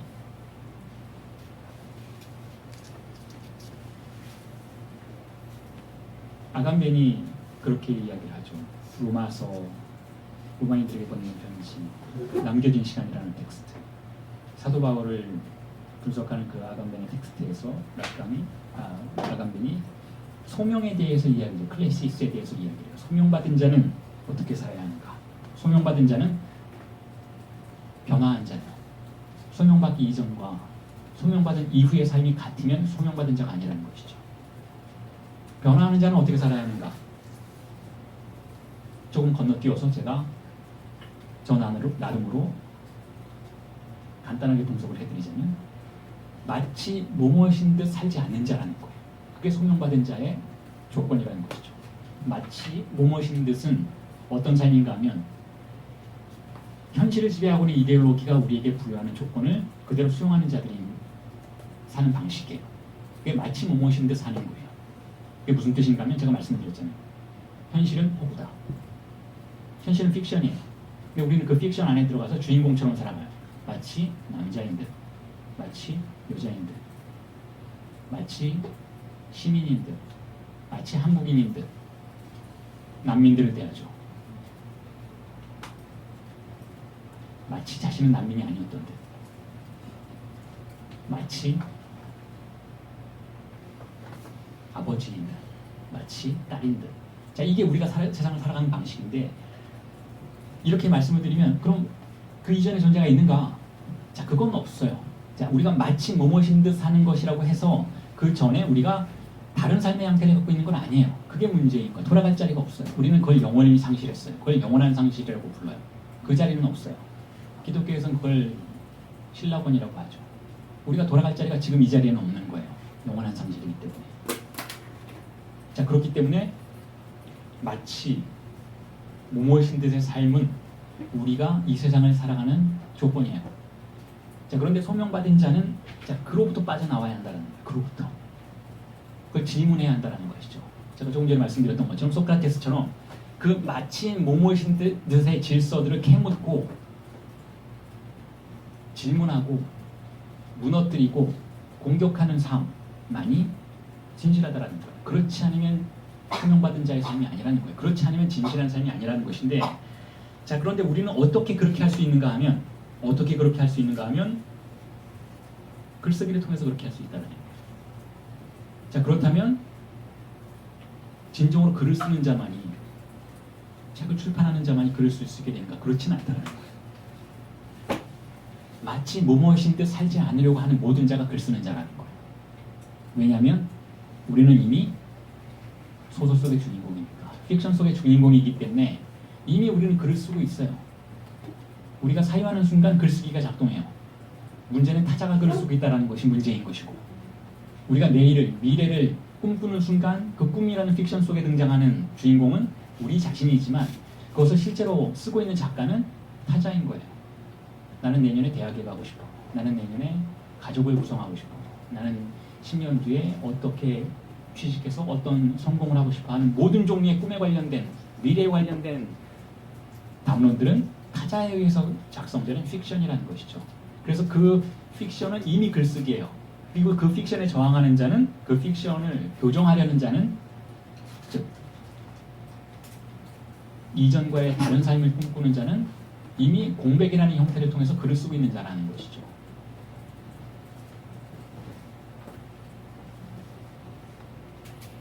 그래서 그것을, 성스러운 글쓰기를, 즉 섹테크리티브를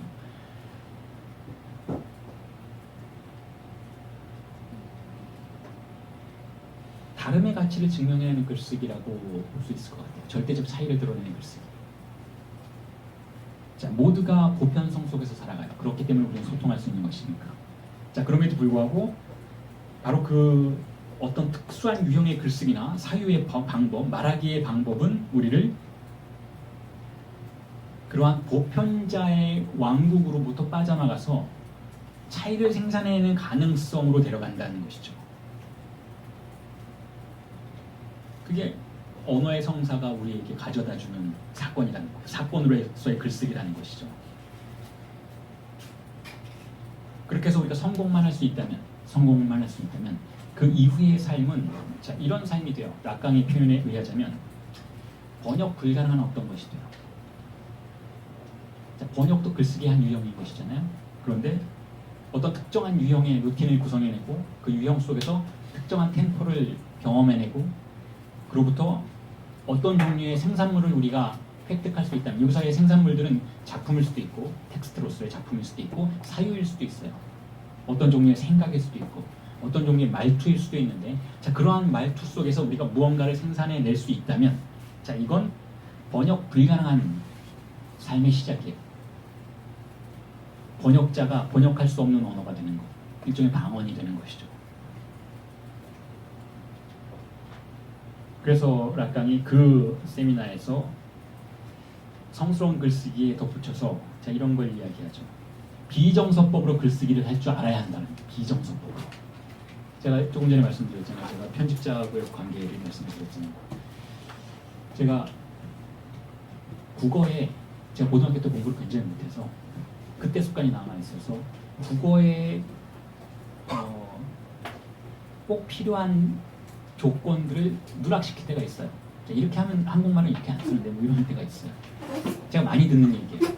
한국 사람인데도 불구하고 한국어는 이렇게 쓰지 않아요. 뭐 이런 말을 편집자에게 많이 들었어요. 예를 들면 한국어는 사물주어를 잘 안 써요. 선생님 저한테 그런 얘기 많이 했어요.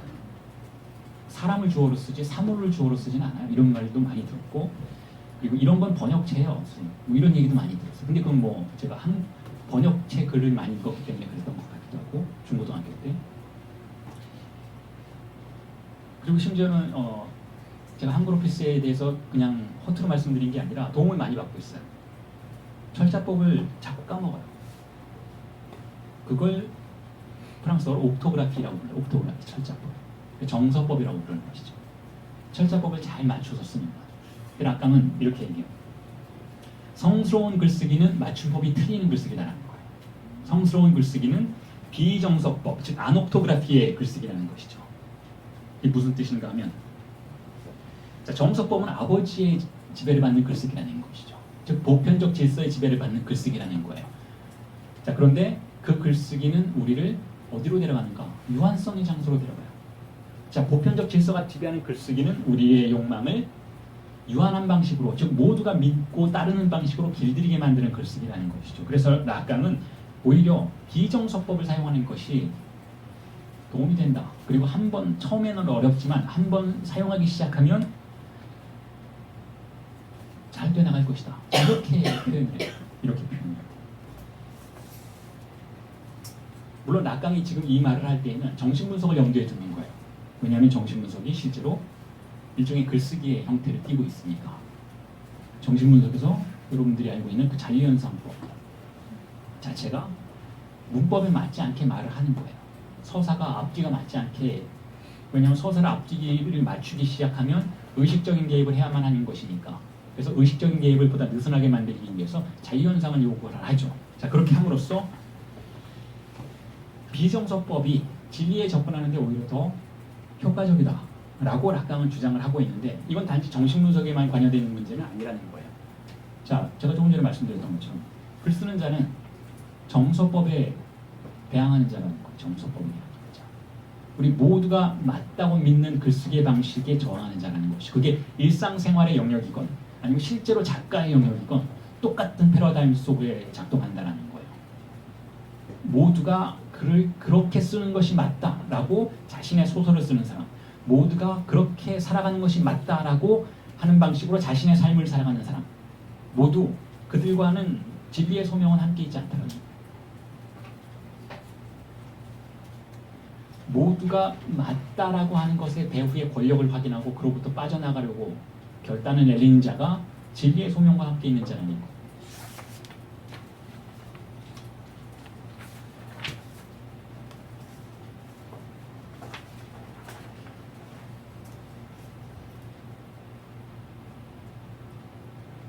자, 오늘 특강의 마지막으로 이제 마지막 파트를 여러분들에게 말씀드리고 싶은데요. 정신분석의 임상에 대해서 말씀드릴게요. 이제부터 특강을 정리하는 방식으로 실제로 정신분석에서는 어떻게 지금까지 제가 여러분들에게 말씀드렸던 이 모든 논의들을 정신분석의 실질적인 차원에서 적용을 시키고 있는가에 대한 설명을 드리고, 그리고 질문도 좀 받고 정리를 하겠습니다. 자, 정신분석이란 무엇인가? 갑자기 왜 정신분석에 대한 이야기를 하는가 궁금해하실 수도 있는데, 자, 정신분석이 글쓰기 한 유형이기 때문에 락강이 조금 전에 정서법, 비정서법 이야기를 했던 거예요. 실제로 정신분석을 받게 되면 본인이 글 쓰는 자가 된다라는 느낌을 받게 돼요. 그 경험을 정신분석에서 굉장히 중요하게 생각한다는 것이죠. 물론 문자로 글을 쓰는 것은 아니지만 말하는 자라는 것이죠. 내담자는 그런 의미에서 작가가 된다는 거예요. 작가가 되도록 요청해요, 분석가가. 내담자에게 자, 당신의 욕망과 인생에 대해서 이야기를 해보세요. 자, 이야기꾼이 되어보였어요 라고 요청을 하는 거예요. 그래서 작가는, 즉 작가로서의 내담자는 자기의 이야기를 지어내기 시작하죠. 그게 왜 지어내는 것인가? 내담자는 사실을 말하고 있는데, 제가 말씀드렸잖아요. 삶은 픽션이라고. 그래서 삶을 가장 객관적으로 진술했다 해도 자, 그건 지어낸 거예요. 물론 본인이 지어낸 게 아니라 세상이 지어낸 것이죠. 나의 어린 시절은 이랬고, 난 이런 여자였고, 난 이런 걸 욕망하고, 나는 이런 남자를 사랑했어요. 자, 이 모든 건 픽션이에요. 그 여성이 선택한 삶이 아니라 그렇게 살도록 세상이 강제했기 때문에 그건 픽션이라는 거예요. 그리고 그것을 분석은 다른 방식으로 서사하기를 또한 요청하죠. 달리 말해달라고 얘기해요. 그럼 또 다른 방식으로 이야기가 시작되는 것이죠. 즉 다른 문체가 도입돼요. 다른 서사의 스타일들이 도입되는 것이죠. 그래서 락강이 그렇게 얘기하는 거예요. 베크리의 첫 페이지에 락강이 그 문장을 적어놓은 것이죠. 인간은 문체 그 자체다. 그럼 인간을 바꾸기 위해서는 어떻게 해야 되는가? 문체를 바꾸면 된다는 거예요. 자, 그래서 정신분석에 참여한 내담자는 계속해서 스타일을 바꿔나가기를 요청받아요. 물론 스타일을 바꾸는 건 쉬운 게 아니에요. 문체를 바꾸는 건 쉬운 게 아니에요. 그래서 그걸 자극하죠. 분석가가 자극해요. 때로는 굉장히 지겹다라는 표현을 해요. 물론 실제로 그렇게 말을 하지 않지만 지겨운 표정을 지어줘요. 그렇게 말하는 게 별로 재미없다. 그러면 분석가와 내담자의 일이기 때문에 굉장히 빨리 전달이 돼요. 서로 눈치를 보고 있기 때문에 굉장히 빨리 전달이 되죠. 그러면 무의식적으로 말투를 바꿔요. 무의식적으로 말투를 바꿔서 다른 방식으로 자신의 삶의 전반적인 부분들을 다 묘사하기 시작하죠.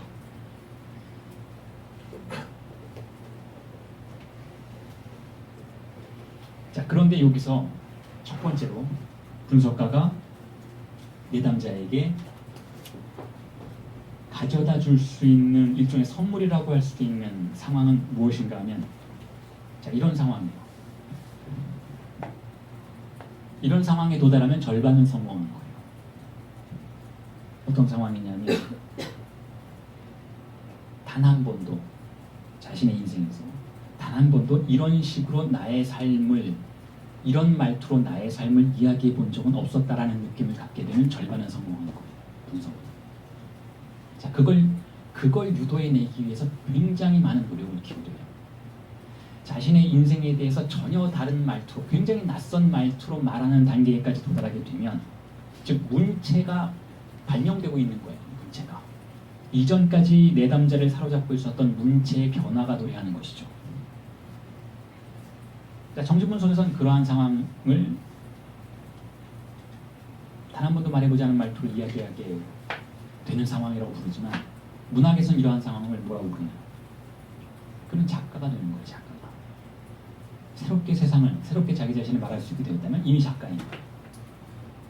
자, 그런 의미에서 정신분석이 글쓰기와 아주 밀접한 관련을 맺고 있다는 거죠. 동일한 메커니즘을 가지고 있다는 것이죠. 자, 그런데 자, 그건 절반의 성공이에요. 절반의 성공. 이미 새로운 말투로 말을 시작했다라면 절반의 성공이라는 건 무슨 얘기냐면, 그럼에도 불구하고 남겨지는 것이 있어요. 해결이 안 되는 문제가 있는 것이죠. 뭐가 있는가 하면, 자, 그렇게 여러 가지 방식으로 새롭게 자신의 인생에 대해서, 자신의 욕망에 대해서, 자신의 충동들에 대해서, 자신의 증오에 대해서, 자신의 미움과 사랑과 애증과 다양한 감정들에 대해서 이야기를 했음에도 불구하고 누구 하나 빠짐없이 도달하게 되는 감정의 장소는 어떤 장소인가 하면, 말할 수 없는 부분이 있다는 거예요. 뭔가 말해지지 않았다라는 느낌을 항상 갖게 되고, 완전히 설명이 안 됐다라는 느낌을 갖게 되고, 자, 그 장소, 자, 일종의 공백인 것이죠. 그 장소에 도달하도록 만드는 것 또한 정신분석에서 분석가가 해야 하는 아주 중요한 임무예요. 예를 들어서 분석을 했는데, 한 1년 했는데 내담자가, 선생님 감사합니다. 제가 제 인생에 대해서 이렇게 완벽하게 다 이해하고 다 말하게 되는 것은 처음인 것 같아요. 그리고 손 털고 일어나서 갔다. 면 그 분석은 실패한 분석인 거예요. 왜냐하면 존재의 궁극적인 장소에는 언어가 도달할 수 없는 장소가 있어요. 이렇게 거창하게 얘기한다면 너무 철학적이니까 간단하게 말씀드려볼게요. 무슨 말로 해도 여러분 자신을 설명할 수 없다라는, 언어와 존재는 다른 것이다라는 기본적인 관계가 존재한다라는 거예요. 언어는 미약하고 사태는 풍부하다라는 것이죠. 언어가 도달할 수 없는 장소가 분명히 당연히 있어야만 해요. 그 장소에 도달하게 만들어주는 것이 정신분석이에요. 정신분석의 테크닉은 거기에 집중되어 있어요. 말할 수 없는 부분이 분명히 존재한다는 것을 내담자가 깨닫고 거기에 반복적으로 도달할 수 있도록 만들어주는 것이 정신분석의 아주 중요한 절차라는 것이죠. 자, 그리고 이것이 또한 시인과 소설가의 절차이기도 하다는 거예요. 시인과 소설가는 자, 그런 삶을 살아가는 자라는 것이죠. 글로 모든 걸 쓸 수 있다고 자신만만해하는 자가 아니라는 거예요. 왜냐하면 글이라는 것은, 텍스트라는 것은 사물이 아니니까. 텍스트의 한계점에 도달하는 것이 진정한 문학가의 성과라는 거예요. 즉, 제가 이 특강을 여러분들에게 시작해드리면서 말씀드렸던 바로 그 실패의 지점에 도달하는 것. 자, 그게 바로 주체의 관점에서는 실패이지만 사태의 관점에서는 진리에 도달하는 거예요. 주체의 관점에서는 실패라고 볼 수가 있겠지만 사태의 관점에서는 우리는 공백과 마주한 것이죠. 실제와 마주한 것이고 증상과 마주한 것이죠. 자, 그것과 마주했다라는 것은 일종의 진리를 증상으로 구성해냈다라고 볼 수도 있어요. 진리를 감각하게 만들었다라는 것이죠. 여기서의 진리는 달리 말씀드리자면 아까 말씀드렸던 것처럼 진리가 없다라는 진리인데 진리가 없기 때문에 우리는 감각하지 못해요. 그것을 픽션으로 구성해낼 수가 없어요. 진리가 없다라는 픽션을 구성해낼 수가 없어요. 진리가 아닌데 진리인 것처럼 픽션들을 만들어낼 수는 있고 거기에 휘둘려서 할 수는 있겠지만 진리가 없다라는 것을 호구로 구성해내기는 힘들어요. 왜냐하면 그건 호구가 아니니까. 그럼에도 불구하고 그것을 감각 가능한 것으로, 조우 가능한 것으로 만들어내는 테크닉이 정신분석에 있고 문학에도 있다는 거예요. 즉 언어의 한계점에 도달하는 거예요. 말할 수 없는 부분을 감각하게 되는 것이죠. 시에서 그런 일이 특히 많이 일어나죠. 그리고 소설에서 혹은 정신분석에서. 자, 그래서 그걸 저는 이렇게 표현해요. 공백과 만나게 하는 거예요. 공백과. 자기 자신의 고유한 공백과 만나게 하는 것이죠. 그걸 반복적으로 만나게 한다라고 볼 수가 있는 것이죠. 자, 그렇게 해서 어떤 일이 벌어질까요? 그 공백을 둘러쌀 새로운 문법을 고안해내도록 만드는 거예요. 자기 자신의 근본적인 상실을 봉합하는 것이 아니라 그것을 보존할 테두리를 만들어낼 기표들을 고안해내도록 만드는 것이죠. 자, 공백을 둘러싼 문법의 구조가 바로 욕망의 구조예요. 정신분석이 말하는 욕망의 구조라는 게 그거예요.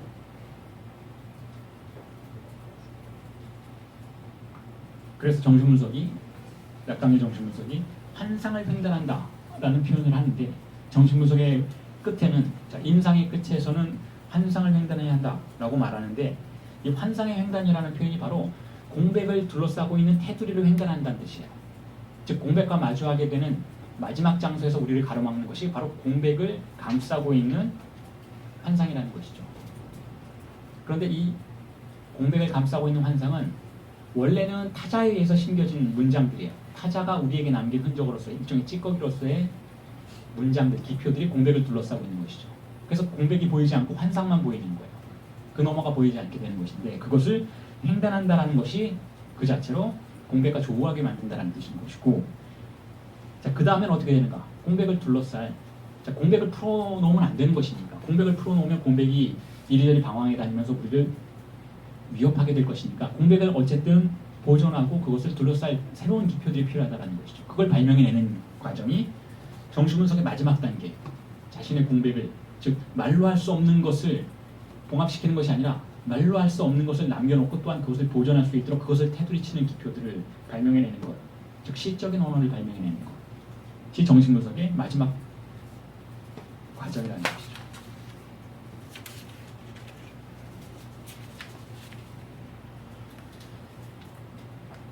자, 이제 여러분들이 이해하셨을까요? 왜 제가 정신분석의 이야기를 마지막에 여러분들에게 드렸는지. 정신분석의 이야기를 여러분들에게 말씀드렸던 것은 동일한 패러다임이 횡단하고 있기 때문이에요. 정신분석에서 혹은 문학에서. 지금 글쓰기에 대한 문제를 여러분들과 이야기를 하고 있는 것이잖아요. 정신분석에서 역시 혹은 문학에서 역시 동일한 패러다임이 존재한다는 것. 자, 동일한 패러다임은 무엇인가 하면 공백을 조우하는 패러다임입니다. 공백을 조우하기 위해서 루틴을 만들고 개인적인 픽션을 만들어내는 것 이라는 거예요. 다시 말해서 조금 전에 예수의 이야기를 사례로 말씀을 드렸는데 사도들이 예수의 말을 반복해서 암송하는 이유는 그로부터 어떤 특정한 이데올로기를 산출해내기 위해서가 아니라 존재하는 모든 이데올로기와 싸우기 위해서라는 거예요. 그게 진리를 가정한 종교와 광신주의와의 차이라는 거예요.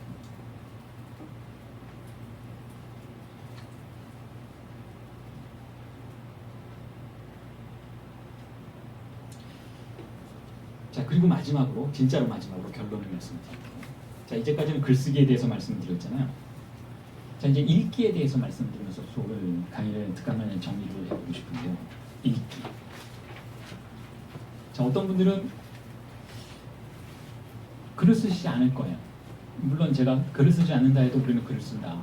인생을 살아간다라는 것 자체가 글쓰기이고, 글을 쓰는 방식으로 우리는 쓰여진다. 즉 표기된다. 라강의 표현을 쓰자면 문신된다.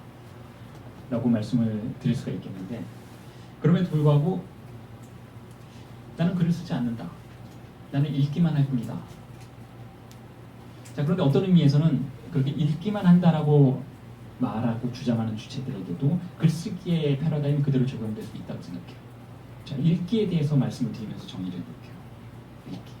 읽기라면 그렇죠. 저는 단순한 작가는 아니고 읽기도 하는 작가이니까, 연구자이니까 읽기에 대해서도 할 말이 많죠.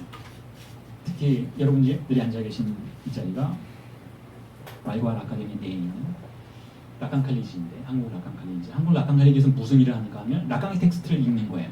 일종의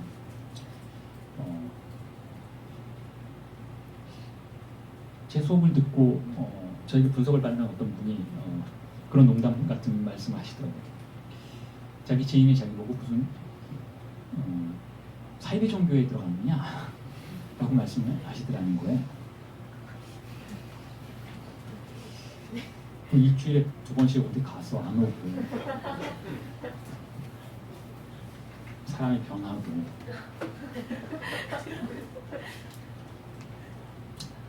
그리고 실제로 우려를 하는, 그러니까 락강에 대한 강의를 계속 하다 보니까 우려를 하는 목소리 있어. 무슨 락강을 종교화하는 거 아니냐, 우상화하는 거 아니냐.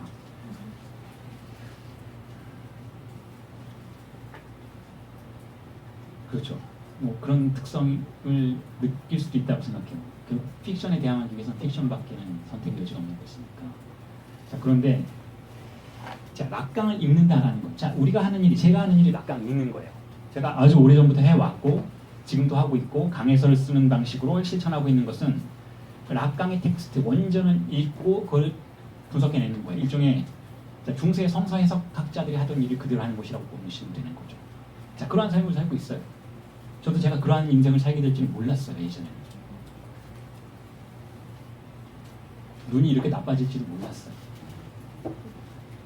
자, 그런데 자, 이러한 읽기의 과정에는 글쓰기의 과정과는 어떠한 유사성이 존재하는가?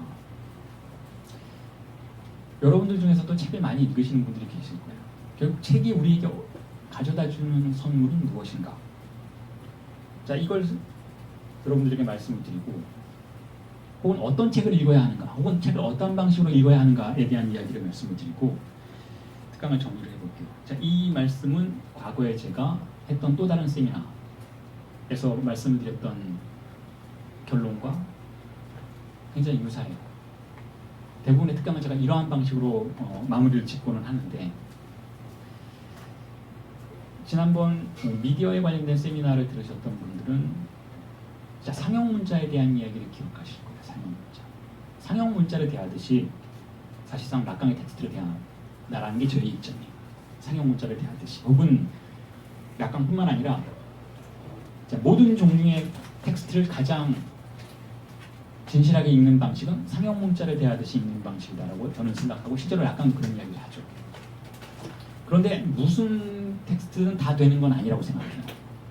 저는 텍스트를 고를 때에도, 즉 독서를 시작할 때에도 중요한 기준이 있다고 생각해요. 저는 어떤 텍스트를 고르느냐 하면, 예를 들면 바르트와 같은 텍스트라든지 혹은 락강과 같은 텍스트라고 할 수 있는데, 자, 이 텍스트의 특징이 뭐냐면 텍스트에 죽음이 묻어 있어요. 문자 한 문장 한 문장이 시체 냄새를 풍겨요. 자, 그게 어떤 특정한 유형의 텍스트들의 특징이에요. 시체 냄새가 나는 텍스트, 죽음의 냄새가 나는 텍스트. 자, 어떤 텍스트가 그러한가 하면 첫 번째로 그 텍스트가 그 책이 문명을 위협해요. 이전까지의 문명도 위협하고 현재 세계를 지배하고 있는 문명도 위협해요. 문명의 항상성을 위협하고 일종의 죽음 충동과 같이, 즉 죽음의 문자와 같이 기능을 한다는 거예요. 파괴적이라는 것이죠. 그래서 제가 토요 강의할 때 어떤 한 노신사분이 저에게 질문 아닌 질문을 하셨어요. 왜 이렇게 위반에 대해서만 이야기하느냐? 락강의 이론이 원래 그런 거냐? 왜 그렇게 죽음 충동에 대해서만 이야기하고 변화에 대해서만 이야기하느냐? 가진 걸 우리가 갖고 있는 소중한 문화를 지키고 유지하는 것에 대해서는 왜 이야기하지 않느냐? 락강의 텍스트가 죽음의 냄새가 나기 때문일까요? 그리고 우리가 가진 걸 보존하는 데에는 독서가 필요 없어요. 안 그래도 잘 굴러가요, 세상은. 우리 자신은, 그건 락강 스스로도 마찬가지였고, 원래 방어하는 존재예요. 그렇기 때문에 굳이 방어에 대한 전략을 연구할 필요가 없어요. 자아는 언제나 강력해요. 정신분석가를 찾아가서 선생님 정말 불안해요. 내 인생이 흔들리는 것 같아요. 라고 호소하는 대부분의 사람들은 너무나 자아가 강해서 조금의 이질성도 받아들이려 하지 않기 때문에 그러한 불안을 경험하게 돼요. 자아는 언제나 충분히 강력해요. 자, 그래서 그러한 텍스트에 관심을 기울일 필요가 없다고 생각해요, 저는. 개인적인 생각이긴 하지만. 그 대신 제가 읽을 만한 텍스트라고 간주하는 것들은 말씀드렸던 것처럼 죽음의 문자들이에요. 내가 가진 고정관념을 흔들고 나를 불안하게 만들고 세상을 위협하게 만들고 어제까지 선명했던 장소를 불확정적인 장소로 만들고 어제까지 분명했던 메시지를 모호하게 만드는 그러한 텍스트들이에요. 그러한 힘을 발휘하는 텍스트들을 저는 가장 좋은 텍스트라고 생각해요. 그러한 텍스트들이 있어요. 그러한 문학이 있고 그러한 시가 있어요. 그러한 철학이 있고 그러한 정신분석 이론들이 있어요. 그리고 그 텍스트들을 읽게 되는 과정 속에서 우리는 이러한 경험을 하게 돼요. 물론 처음에는 의미를 따라가게 돼요. 그런데 너무 쉽게 구성된 의미의 체계들은 즉 하나의 텍스트가 그 다음 텍스트로 이어지면서 의미의 전개가 발생하고 기승전결 속에서 우리가 어떤 결론에 도달할 수 있게 만드는 그런 텍스트들은 사실상 그 내부에서 이미 하나의 이데올로기를 만드는 것이라고 볼 수가 있어요. 즉 우상화를 가능하게 만들어주는 텍스트들이라고 볼 수가 있는 것이죠. 그래서 제가 또한 텍스트를 고르는 두 번째 조건은 두 번째 시체의 냄새가 나는 텍스트예요. 첫 번째 시체의 텍스트는 세상을 몰락으로 이끄는 그러한 냄새를 풍기는 텍스트이지만 두 번째 시신의 냄새가 나는 텍스트는 어떤 텍스트인가 하면 본인 스스로가 붕괴되도록 내부에 시한폭탄을 장치해 놓은 텍스트들인 것이죠. 즉 앞의 문장이 뒤의 문장에 의해서 흔들리는 텍스트들인 거예요. 즉 일관성을 갖지 않으려고 의도적으로 구조화된 텍스트들인 것이죠. 그게 대표적인 텍스트가 락강의 텍스트예요. 그래서 읽다 보면 결론에 도달할 수가 없어요. 여러분들이 락강을 읽어보신 분들은 알겠지만 여러분들이 지적인 능력이 없어서 이해가 안 되는 것이 아니라 이해를 원하지 않기 때문에 이해가 안 되는 텍스트인 거예요. 그럼 뭘 원할까? 바로 그 실패를 원해요. 락강은. 실패를 경험하기를 원해요. 의미가 지속되지 않고 깊이만 떠다니는 그러한 경험을 하도록 원한다는 것이죠. 자, 그러한 독법을 통해서 우리가 도달하는 장소는 무엇인가? 상형문자의 장소예요, 여러분. 상형문자에 대한 이야기를 제가 이전 세미나에서도 말씀을 드렸는데, 자, 어떤 한 아이가, 어떤 한 청년이 실제로 있었던 일이에요. 한 청년이 상형문자를 발견해요. 물론 이전부터 발견이 되어 있었지만 이 아이에게 특히, 이 청년에게 특히 이 문자가 특이했어요. 욕망의 리비도의 투여의 강력한 대상이 되었던 것이죠. 그래서 그 상형문자의 의미를 밝혀내기 위해서 고군분투하죠. 그리고 세월이 흘러요. 그리고 나서 실제로 메커니즘을 발견해내요. 자, 상형문자의 의미를 발견했을 때 굉장히 기쁘겠지만 그것이 무엇을 의미할까요? 고대 이집트인들이 했던 농담이에요. 고대 이집트인들이 밥을 어떻게 짓는지, 재산을 어떻게 짓는지, 혹은 어디서 어떤 전쟁을 했는지, 자, 그런 아주 고리타분한 사실들을 우리에게 알려주는 메시지예요. 그게 무슨 의미가 있을까요? 락강의 텍스트를 읽어내고 락강의 의미들을 우리가 알아낸다고 해서 그게 무슨 의미가 있을까요? 어차피 락강의 이론 역시 다른 모든 세상의 이론과 마찬가지로 100년 뒤에는, 200년 뒤에는 고리타분한 이론이 되어버릴 거예요. 더 이상 그 의미가 스스로 지탱할 수 없는 다른 이론에 의해서 반박되는, 자, 그런 것이 되어버려요. 그렇다면 락강의 텍스트를 이렇게 저처럼 평생을 읽어나가는 게 무슨 의미가 있을까요? 자, 그 상형 문자를 연구했던 그 청년은, 그 소년은 그 연구하는 과정 속에서 다른 사람이 되는 거예요. 그게 중요하더라. 그게. 그 청년을 매일같이 똑같은 장소로 돌아오게 만들고 연구실에 남아있도록 만들고 특정한 루틴을 구성해내도록 만드는 방식으로 세상의 이데올로기로부터 자신을 지켜내도록 만들면서 다른 존재가 될 수 있도록 만드는 하나의 알리바이를 구성해낸다는 것이죠. 자, 가장 좋은 텍스트는 그런 임무를 수행하는 텍스트예요. 그렇기 때문에 가장 좋은 텍스트는 우리가 그것에 오래도록 사로잡히게 만드는 매혹적인 텍스트인 것이죠. 그게 바로 죽음의 매혹의 텍스트인 거예요. 자, 그러한 텍스트에 사로잡히는 독서가 저는 가장 진실한 독서라고 생각해요. 물론 아무런 텍스트나 그런 일을 할 수는 없어요. 그런 텍스트를 만든 사람들이 가끔 있는 것이죠. 가끔. 예를 들면 소크라테스는 글로 쓰진 않았지만 말로써 그러한 텍스트를 남기고 제자들을, 특히 플라톤을 완전히 사로잡죠. 그래서 결국은 플라톤이 철학을 발명해내도록 만들어요. 제가 수차례 여러분들에게 말씀을 드리는 것이지만 플라톤이 만들어낸 그 소크라테스는 이렇게 말했다라고 시작되는 그 모든 철학은 소크라테스의 것이 아니에요. 소크라테스는 죽음의 기표만 남겨놨어요.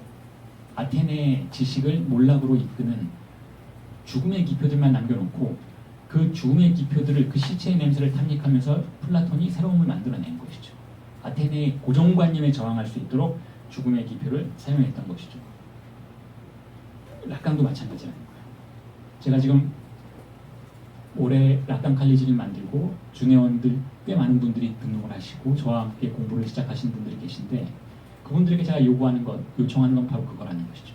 락강의 텍스트는 여러분들에게 무한한 욕망의 대상이 되지만 결국 그것에 사로잡히는 과정 동안 실제로 일어나야 하는 일은 여러분들의 변화라는 거예요. 누군가는 작가가 되고 누군가는 번역가가 되고 누군가는 분석가가 되고 혹은 누군가는 인문학자가 돼요. 자, 그걸 위해서 우리는 락강을 이용하는 것이죠. 그런 의미에서 락강은 공백의 우상이에요. 공백의 우상. 어쨌든 우상은 사실인 것이죠. 욕망을 끌어당기니까 우상이에요. 근데 다른 우상과 다른 것은 자신의 이데올로기를 강제하는 것이 아니라 죽음을 강제해요. 죽을 것을 강제해요. 죽음의 냄새가 나는 텍스트를 매년 우리에게 전달해줘요. 세미나를 통해서. 그리고 그것을 저는 일종의 제사장과 같이 여러분들에게 전달해드리는 거예요. 욕망을 유지할 수 있는 방식으로. 그렇게 함으로써 그 텍스트에 빠져드는 시간 동안 여러분들은 일종의 루틴을 형성하게 되는 것이죠. 굉장히 많은 분들이 루틴을 형성해 오셨어요. 제 수업을 들어보면서. 그리고 그 루틴 속에서 타자의 이데올로기가 접근할 수 없는 하나의 템포를 구성해내는 거죠. 삶의 템포를. 그렇게 함으로써 여러분은 다른 사람이 되어가는 것이죠. 제가 소망하는 건 그거예요. 그러한 방식으로 저도 다른 사람이 되어가고 싶어요. 지금까지 그렇게 해왔고 아직 완전히 성공하지 못했기 때문에 앞으로 계속 해나가야 할 무언가가 결국 그거라는 거예요. 락강의 텍스트를 통해서. 자, 오늘 강의는 여기까지 하고요. 질문을 좀 받겠습니다. 질문 있으신 분들은 예.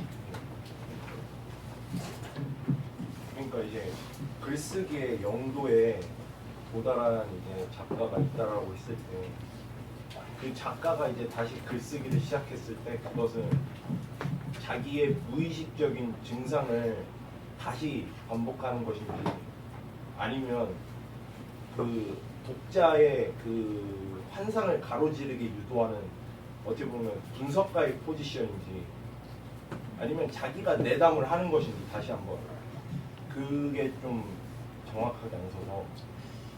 작가는 분석가는 아니라고 생각해요. 작가는 분석가가 아니고 이렇게 생각하시면 지금 하신 질문을 제가 정확히 이해했다면 이런 것 같아요. 교육 분석을 받죠.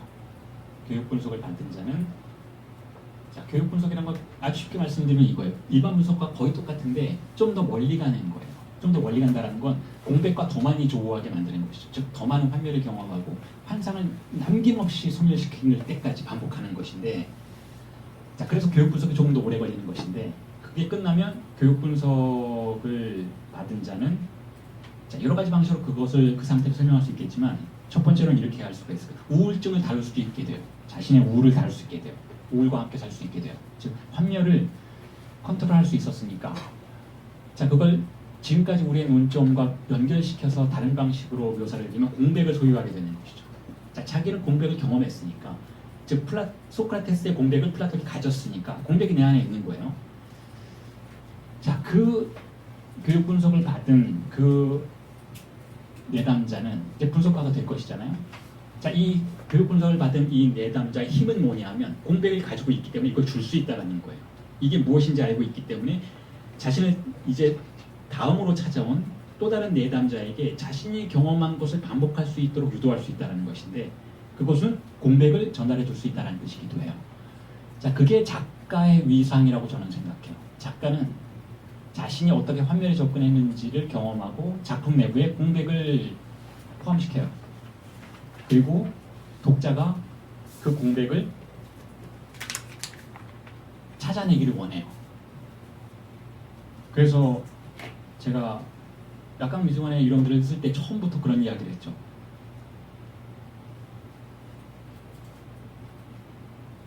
세미나 7에서 락강이 그런 이야기를 했어요. 분석가가 내담자에게 줄 수 있는, 그러니까 어떤 세상의 아름다운 신부도 줄 수 없는 최고의 선물은 뭐냐면 죽음이라고 이야기를 했어요.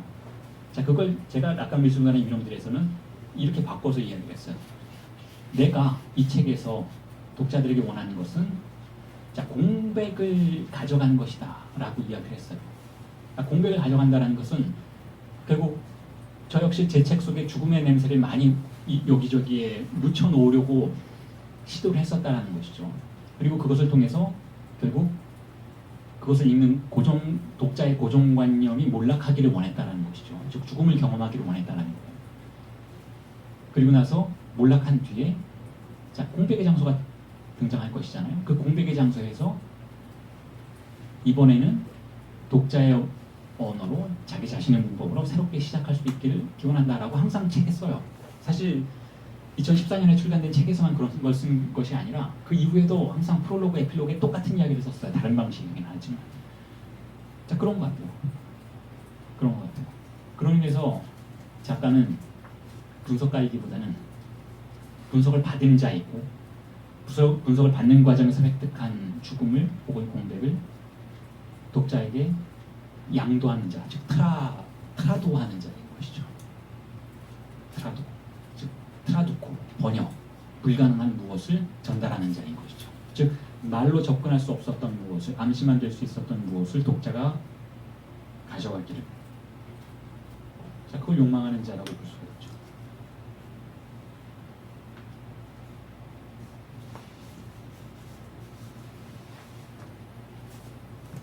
자, 또 다른 분 질문이 있으십니까?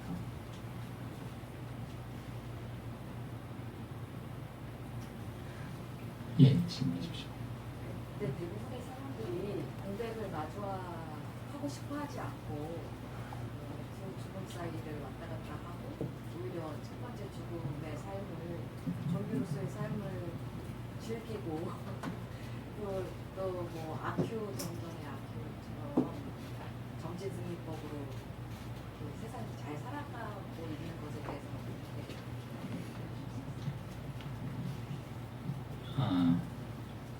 인간을 높게 평가하지는 않으시는군요. 인간이라는 존재를. 저는 좀 다르게 생각해요. 아큐도 인생에 한 번은 진실과 마주한다고 생각해요. 그게 이제 사실은 락강의 생각이기도 해요. 실제가 그렇게 멀리는 것이냐, 우리는 매일 경험하는데, 그래서 락강이 그렇게 얘기하는 거예요. 그 마비된 삶이 행복해서 그게 좋다면 그렇게 살라라고 자신 있게 얘기해요. 왜냐하면 그런 사람이 거의 없으니까. 우리가 흔히 그런 이야기 하잖아요. 위기를 경험한다. 예를 들면, 자, 가장 흔하게 우리를 찾아오는 위기가 두 번 있죠. 사춘기에서의 한 번의 위기가 있고, 그 다음에 오춘기라고 하나요? 다시 한번 아이들이 성장하고 보다 성숙했을 때 더 심한 사실은 위기를 경험하게 되는 것이죠. 40대 중반, 후반, 50대 다시 한번 위기를 경험하게 되는데, 자, 인간이라면 그게 뛰어난 인간이라서 그런 것이 아니라 공백의 힘이 너무 강력하기 때문에, 즉 그것의 방문을 막을 수가 없기 때문에 분명히 또 한 번 우리를 조우한다고 생각해요. 어떠한 방식으로든. 자, 그것에 대해서 각자가 각자의 방식으로 반응한다고 생각해요. 근데 그 각자의 반응이 때로는 굉장히 위선적일 수도 있어요. 여기서 위선적이라는 것은 마치 그것이 없었던 데 도망가는 방식으로 그것을 대할 수도 있겠지만, 자, 그렇게 알고 있었던 사람도, 자신이 평생을 그러한 방식으로 인생을 살았다라고 말하는 사람도 실제로 진지하게 이야기할 때 그렇게 얘기하지 않는 경우도 굉장히 많아요. 근데 저는 그렇게 생각해요.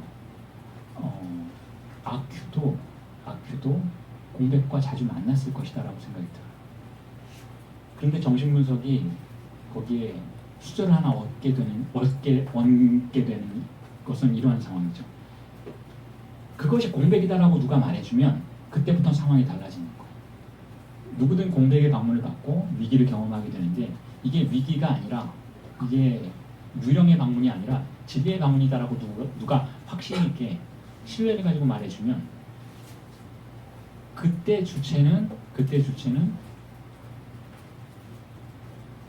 진리에 보다 가까이 접근할 수 있는 가능성을 갖게 된다는 것이죠. 그래서 정신분석이 분석가 없이는 증상을 도전할 수 없다, 이런 이야기를 하는 이유도 거기에 있는 것 같아요.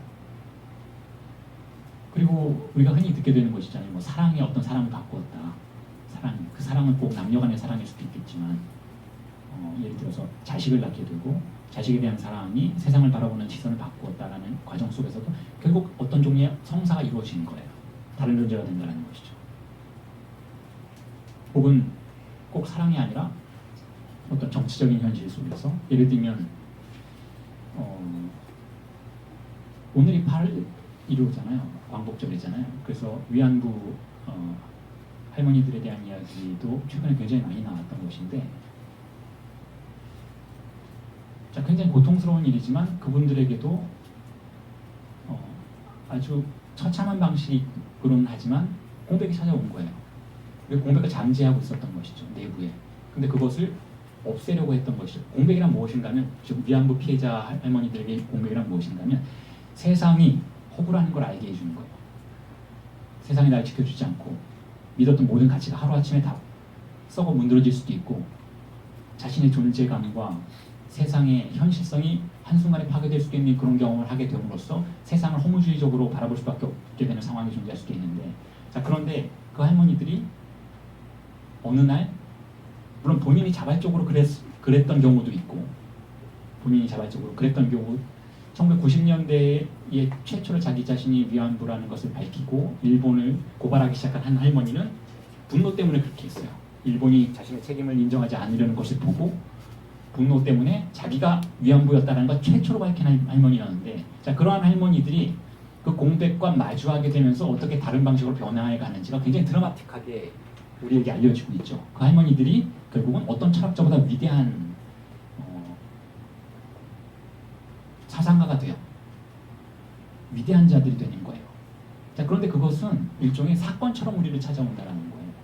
공백은 어디에나 있고 그것을 통해서 변화하는 사람들은 어디에나 있는데, 어떤 사람들은 우리에게 보여요, 그런 일들이. 그리고 어떤 사람들은 자신만의 개인적 경험으로 묻고 살아간다는 거죠. 그러니까 저는 훨씬 더 많은 진리의 주체들이 있다고 생각해요. 여러분들 중에도 그런 분들이 굉장히 많다고 생각해요. 젊건 나이가 많건 어리건 간에 어떠한 방식으로든 어떤 성사를 경험했던 분들이 분명히 존재한다고 생각해요. 그래서 저 역시 굉장히 염세적인 사람인데, 인간에 대해서 기대를 많이 안 하는 사람이지만, 인간이 주체적으로 진리를 만나는 것에 대해서는 기대를 안 하지만 진리가 우리를 찾아오는 것에 대해서는 기대를 많이 하고 있어요. 실제로 그렇다고 생각하고, 정신분석의 근본적인 태도가, 정신분석이 인간을 사랑하는 태도가 그런 관점이에요. 인간은 바보 같지만 진리는 우리를 꼭 찾아온다는 거예요.